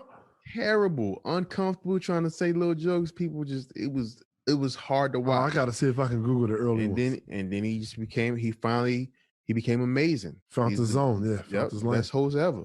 No, you got to watch that, man. That show. That was good. That was good. It makes you look at that show again. You go, this motherfucker is great too. Like the whole show, like everything about it is great. It's called Inside the Story. Yeah, inside story of inside the NBA. I think that's what it's called. Yeah, right there. But it was dope as hell though, and they broke down every character, like from Shaq to Barkley to Kenny Smith and Ernie. It was dope as hell. It was great when Ernie was by himself years and years ago. Ernie has always been dope. Yo. Yeah, good, yeah. And that's what Shaq said he loved about the show. He said, man, I love because Barkley have his personality and say what he like and what he hate. Kenny Smith say what he like and what he hate. He said, Ernie, what I loved about you, no matter how bad a player played, you never dogged them out.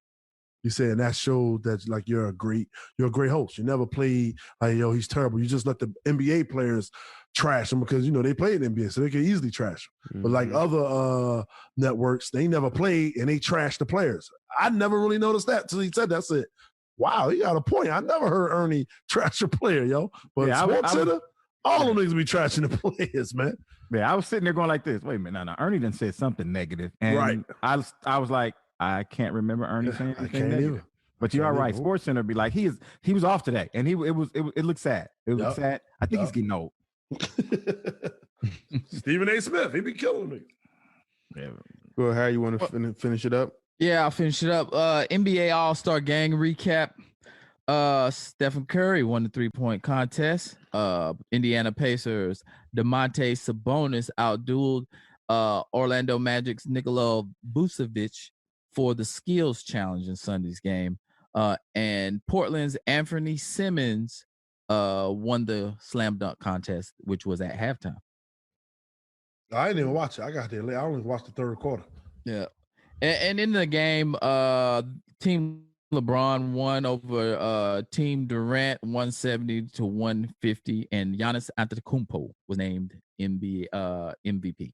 And they won every quarter. Yeah, and Giannis ain't missed not one shot. Not one shot. 16 for 16, right? Yeah, mm-hmm. 16 for 16. And the reason why I say they won every quarter is because at the end of each quarter for the All-Star now, that teams donates what is it, 100,000 or 75,000? I think goes up every quarter. I think. Yeah, and they donated, and Team Durant didn't donate nothing because they didn't win a quarter. Not one quarter. Down. But it was competitive. It was that second quarter that they blew the game open by 20 points. So your boy Ben Simmons and Joel Embiid got their hair cut by a COVID cutter and missed the game. Ain't that some shit? Hey man, I don't know if he was from Philly. Well, hey, them niggas was shooting from half court. I mean, literally, Dame was shooting that bitch from half. There was no court. Defense play whatsoever. But still, niggas just to put the niggas the game last year was way better. Yeah, true. Yeah. But anyway, that's been sports. I've been Harry Ratchford. Wait. Before you Harry, move there's on. 2 more things in there. We just touch on them. Bro, we don't have much time. Well, Fuck that, Harry. Blake Griffin took a chump move, went to the Nets. We ain't got to talk about that, but I do want to talk. I don't think that's a chump move. I mean, why is that a chump move? His shit went to the Lakers. That's why They said he hasn't dunked since 2019, bro. He a Laker fan. That's you know them Laker explains fans. everything. Yeah, them Laker He fans. ain't shit no more, man. That's not true. He averaged. I tell you what, averaged I tell you 25 what, points in the last 2 years. Last year, he ain't have no 25 points last year. And the Oh year yeah, he before. got down. He got down with the Last year with Detroit. He was an all-star with the Pistons, Spank. He put up numbers. It was this year where he started falling off, and he probably just wanted to get up out of there. Yeah. In the bubble, wait, when COVID hit last year, y'all saying he was 25? The Pistons didn't go nowhere. They was terrible. Yeah. But if it wasn't last season, it was the season before. He was an all-star with the Pistons. He was, as a matter of fact, at one point, he averaged damn near 30. Does this move the needle? Here we go. I got it right now. His first year with Detroit, he averaged 20. The second year, he averaged 24. Last year, he averaged 15. And this year, he's averaging 12. I didn't want no 25 last year. I ain't hear about that nigga in 2 years. Well, I said, last 2 years. It wasn't last year. It was the year before. Yeah, 2018. But I think he had a lot of injuries last year, too, I think. How many games did he play last year? Oh, shit, yeah. He only played 18 games. Yeah, see. Yeah. Does this move the needle, though? No. Blake Griffin doesn't move the needle. Doesn't I disagree. tilt the power anywhere? I think it helps their bench. It definitely helps. He's coming off the bench. No, right? he's starting for sure. He's starting. Jeff But Green. they'll be able to stagger Jeff it. Green. Yeah, they'll be able to stagger it. So. Trash. I don't see nothing special about it. All right. I just want to say, just say that this shit said on our ROS run of show, it says Devin Booker admits to catching players with poop in their shorts during games. Man, you didn't have to put that on the sports section. You just said that shit. This don't got shit to do with no sports. What was that? It was an athlete that said it. I've seen a few white shorts with accents on their backside. Are those accents or niggas just not wiping their ass? That is just so naive to go. I read that. I was like, I'm not going to that. That's not even newsworthy. That shit is a gem to Naeem. I want to know why it's in there. If it's in there, you got to say something about that. You see, he prefaced the whole shit by, we'll run a show, document has it in there, so let's just go into it. Oh, shit, that's funny. Yeah, man, many a nigga done shit on himself playing hoop. Yeah, but I've never shot on myself playing basketball. Like, yeah, now they like, nah, motherfucker, you wear them white tights. That motherfucker gonna look like you shit on yourself because that crotch gonna be a different wipe color. your ass good, yeah. Anyway, that's good shit, Harry. I think you should have your segment back. Well, you gotta ask the listeners. All right, we'll ask them again. Listeners, if you want Harry to have his segment we'll back, get Wayne when he come back. When we go back Thursday. Why isn't Wayne here today? Waffle House. They had a special at Waffle House. Yeah. All right. Let's go into a little bit of back in the day with Joey Wells. Oh, yeah. Check this out. Joey Wells putting the old back in old school. I want to go way back. Back in the day. I know. I've been waiting for it. Hey man, I am back in the day. My man Spank had made a suggestion, and I said, I was going to take it. And then some of the listeners started hearing it, and I got a listener to send in. And she said, "Hello, Mr. Joey Wells. I listened to the show straight from the heart. I remember one show y'all talked about doing birthday shout outs for the fans. If that's still true, my birthday is March 8th, which was yesterday. And she said, I'll be 30 plus 3. My name is Alicia, and she's from Ohio. So Alicia, happy birthday to you." Mm-hmm. Happy birthday, girl. Yeah. Her birthday is on 33. 30 plus 3. Her birthday is on the same day as Boris Kojo and Kenny the Jet Smith. Kenny is 56. God dang. And also today, man, March 9th, YG is 31. Bow Wow is 34. Our guy Matt Barnes turned 41, and rapper AZ turned 49. And those are my birthday shout outs. I'm just giving birthday shout outs. I'm gonna change that and everything. Spank, you right. So listeners, if you got a birthday coming up, let us know so we can shout you out. That's what I'm gonna do. Start shouting out the motherfucking birthdays. You know what? I'm glad you said that because I have a birthday coming up, Joey. That's right. And Pisces gang. Get it, gang. Yes, and Saturday, this Saturday, I'm having a little something at my crib, and you guys are invited. The listeners or just us? No, What birthday night? My birthday is next Monday, the 15th. On Saturday, exactly. Et tu, Brute? So what I'm doing is I'm going to have it's going to be an all-day party. It's going to start around 2:00. You know, not a party, just like, you know, a little party. Play cards, drink, and I'm having the plant-based company come over, and they're going to make burgers for us for lunch. And then my boy Chef Willie from the Hot Ones, he has his own show. He's going to come over and do a tasting at night, and we're just going to drink, eat good food, play some cards, and chill all day. So, fellas, you are more than welcome to come, brother. We get finished working. We coming over. Okay, I'm coming over. When is it? What's the date? Saturday, the 13th. Saturday 13th. What? Yeah, if we get off, I'm there. What's the tasting like? What do they get out of it? They just cook a bunch of shit and right. You just cook a bunch of stuff, and then whoever's with them, go around and give you like kind of like appetizer, hors d'oeuvre type thing. Appetizer, it's not hors d'oeuvre. It's a little bit more than hors d'oeuvre, and then you eat a bunch of stuff until you full. You want to know what's on the menu? Yeah, why not break it down, brother? I'll tell you what's on the menu. How much that cost you? Well, you can tell me that off air. You ain't got to. Yeah, I was about to say, damn, man, getting in the nigga pocket. My bad. No, that's something dope. dope. That sounds dope. I think I might want to do something like that. A bunch of hors d'oeuvres. Throw that shit. He's going to do Creole beef sliders, sea bass and sweet potato martinis, oxtail with rice and bean bowls, jerk chicken wings, grilled honey lime shrimp kebabs, mac and cheese, Brussels sprouts with cranberry goat cheese crumbles, plantains, and then he's going to do some jerk chicken breast and some scallops. Okay. Y'all eating good over there, nigga. Shit, let me tell you something. That more than a bologna sandwich, bruh. That big 4-3 coming up. On that Hawaiian bread, nigga. All right, you just gave me an idea. I might have a ghetto B-Day party. I had like man, boy, you got bologna and cheese on white bread. Your boy over there. Let that bologna bubble up. Burn. Just let me see that burn on the edges. Some funny shit. Some tuna and some Ritz. Come on now, get some tuna and some Ritz. Grilled cheese sandwiches. A Frito boat. You know what I'm saying? Hey, I'll bring the Frito boat. Chili on the top. I'll bring the Frito boat. I get some Fritos, make some chili, put them motherfuckers in there for you, Spank. Oh, man. I just have one section of struggle meals, though. I want to have the whole shit. You better have some top ramen over there, the chicken flavor or shrimp. Don't give me the beef or that other bullshit they be coming up with. Nigga, if you have a block of cheese in that motherfucker, I am crying. Welfare cheese? Nigga, if a block over there, say cut it crackers. Golden Corral. But nigga, you better not have no goddamn potted meat over there, nigga. No Vienna sausages. Matter of fact, that's actually going to be where started from the bottom. No goddamn sardines, hot sauce, and crackers. And then had another section. Now we here. That's all dope. that shit that Naeem nigga, get some goddamn arugula with goat cheese. Spank, I'm glad I thought of that idea. I'm going to put that on my party. I'm Go ahead. Doritos and chips.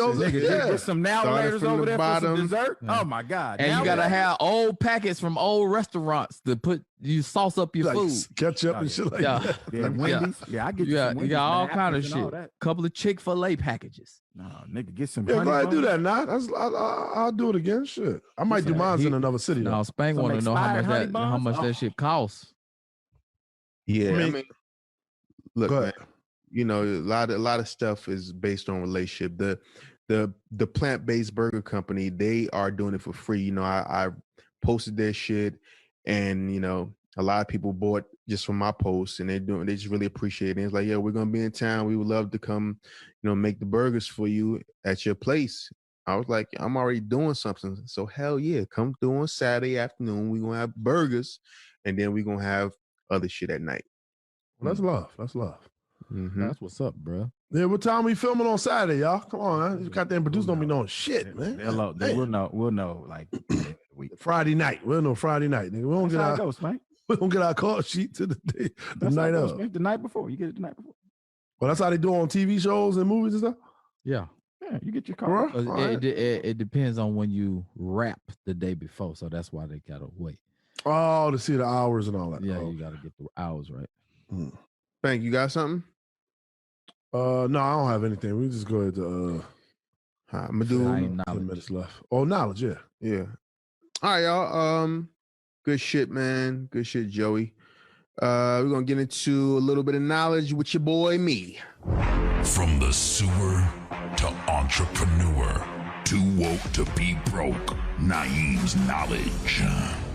Big eyes from the east side. What's going on, y'all? This is another It's another edition of Naeem's knowledge. Today we got one from P to the O. This is for Naeem's knowledge, and you can use my real name because I don't give a fuck. Getting straight to it. I'm 40 years old, and in my lifetime, I have seen people cheat on their boyfriends, girlfriends, wives, and husbands. I have no doubt that I have trust issues. I'm currently involved with a wonderful woman, and as bad as I want to trust her, I just can't. I have thought about going to therapy. I've spoken to friends and even my mother about this issue, but I end up right back in the same situation with my thought process. I just want to know, should I fake the funk? Do you or have you ever faked the funk? I most definitely don't want to be alone, but damn, trusting a woman is so hard for me. When I think she's bullshitting, I try to go with it and shake it off, but it's getting hard to do that. Give me some knowledge, and please, Kevin, don't say shit because I don't have the remaining show to hear your answer if you're even present today. Oh, Thanks. shit. Damn, he ain't here. Love the show and fuck the producers. They some hoes. Damn. This your type of email here. Who, me? Yeah, see, here's the thing, brother. And I will say this: if there's any doubt, and you with a woman, and there's doubt, that shit gonna follow you around like a hungry puppy. You are right in thinking that way, but the whole trust issue is a bigger issue within yourself. So you should not be in a relationship until you figure that whole trust issue out. There are trustworthy people in this world. You may have had a bad run of people stab you in the back, and you've seen other people stab you in the back, stab their partner in the back. So you have that outlook on life. But there's a bigger problem with yourself. So you gotta get yourself right before you can make somebody else right, and leave the chick that you with. I'm not afraid to say that. Nah, he don't have no problem with her. He said he's saying he don't trust her. He said don't trust nobody. He said I'm currently involved with a wonderful woman, and as bad as I want to trust her, I just can't. And it's not because of anything she's done. He just has no trust for anyone. That's what I'm saying. So why are you saying he should leave? I'm saying he should leave because he not even right himself, because it's a bigger issue. You're saying he needs to get himself together before get yourself together. Anybody else. All you doing is ruin her whole shit. You want to say anything, Joey? That's a tough one. That's a tough one because if you don't trust nobody, because you've witnessed everybody else and everything going around you, then man, I don't know how you get out of that. That's what killed me when people say I don't trust nobody. You trust people every day. You get in the Uber. Do you trust the driver with your goddamn life? You get on the plane, motherfucker, fix your food. You don't trust people that can hurt your feelings. That's what when people say that, or somebody that can hurt you. Okay. Emotionally. Yeah. I'm gonna tell you a story real quick. P to the O. One of my good friends, he was in a relationship before, and he was cheating on his girl, and I guess something happened. They broke up, and he felt really bad. He went into another situation, and he was faithful to that woman, and that woman ended up cheating on him. And when it was over, he said he wasn't hurt. He said he didn't feel that bad because he did everything he was supposed to do in a relationship. He put his all into it, and it sounds weird to me. It seems like the relationship that you put your all into, you will be more damaged by, but it was the complete opposite. So, I mean, just know this: a motherfucker gonna do what they want to do, no matter what. And unless you are spending your time and days all day long following around this person, you're not gonna know what they're doing. All you can do is put your energy into this woman that you care about. And if she's putting her energy into you, then you live in that. And know that if you're receiving the love that you desire, then nothing else matters. And if something is going wrong and she's doing wrong, then that shit will come out. And then you leave that situation if you feel like you have to. Hell yeah. But if you want to experience true love, you want to be with somebody, you 40 years old, brother, you got to just step out on faith. And if you feel good about a person, put your all into that shit and just watch how it comes back to you. That's what I got to say. Feel like Spank was gonna say something. Money over bitches. Oh, I'm over there texting, man. My bad. Oh gosh.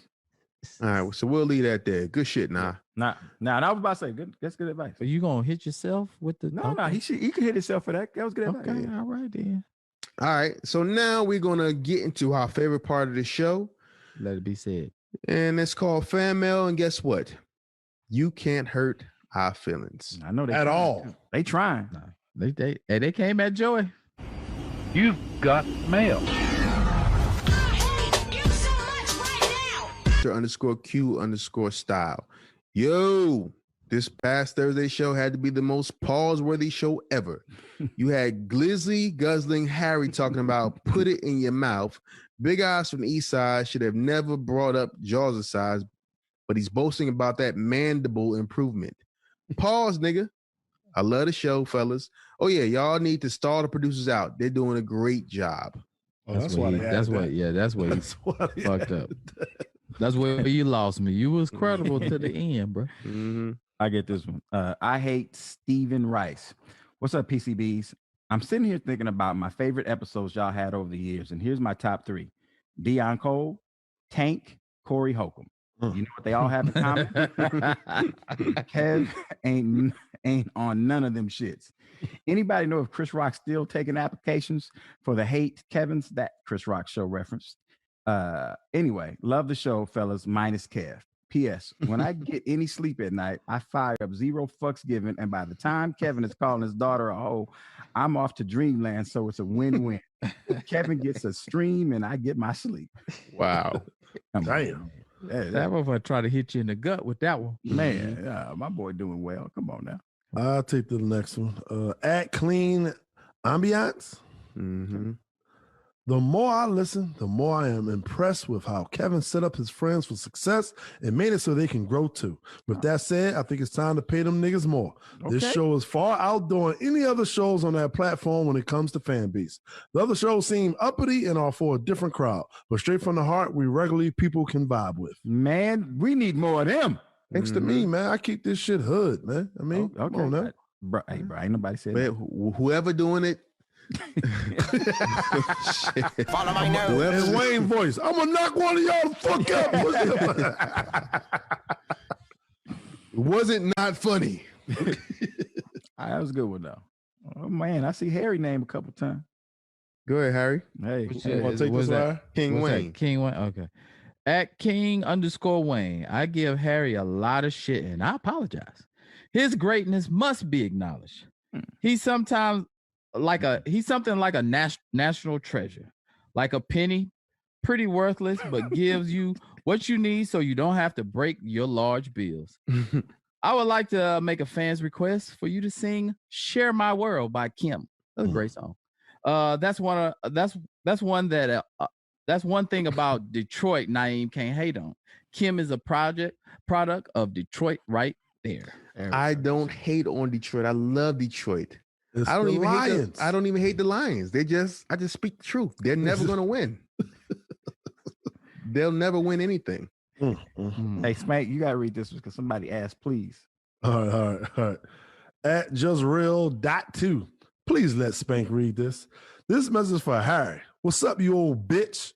I'm glad all you niggas decided to make comments about Baltimore and the educational system here in the city with your alcoholic reading skills. I don't know why or how you have a segment called Who's the Dumbest. But y'all should give that segment to the nigga who got that dumbass show on BET that my grandmother be watching.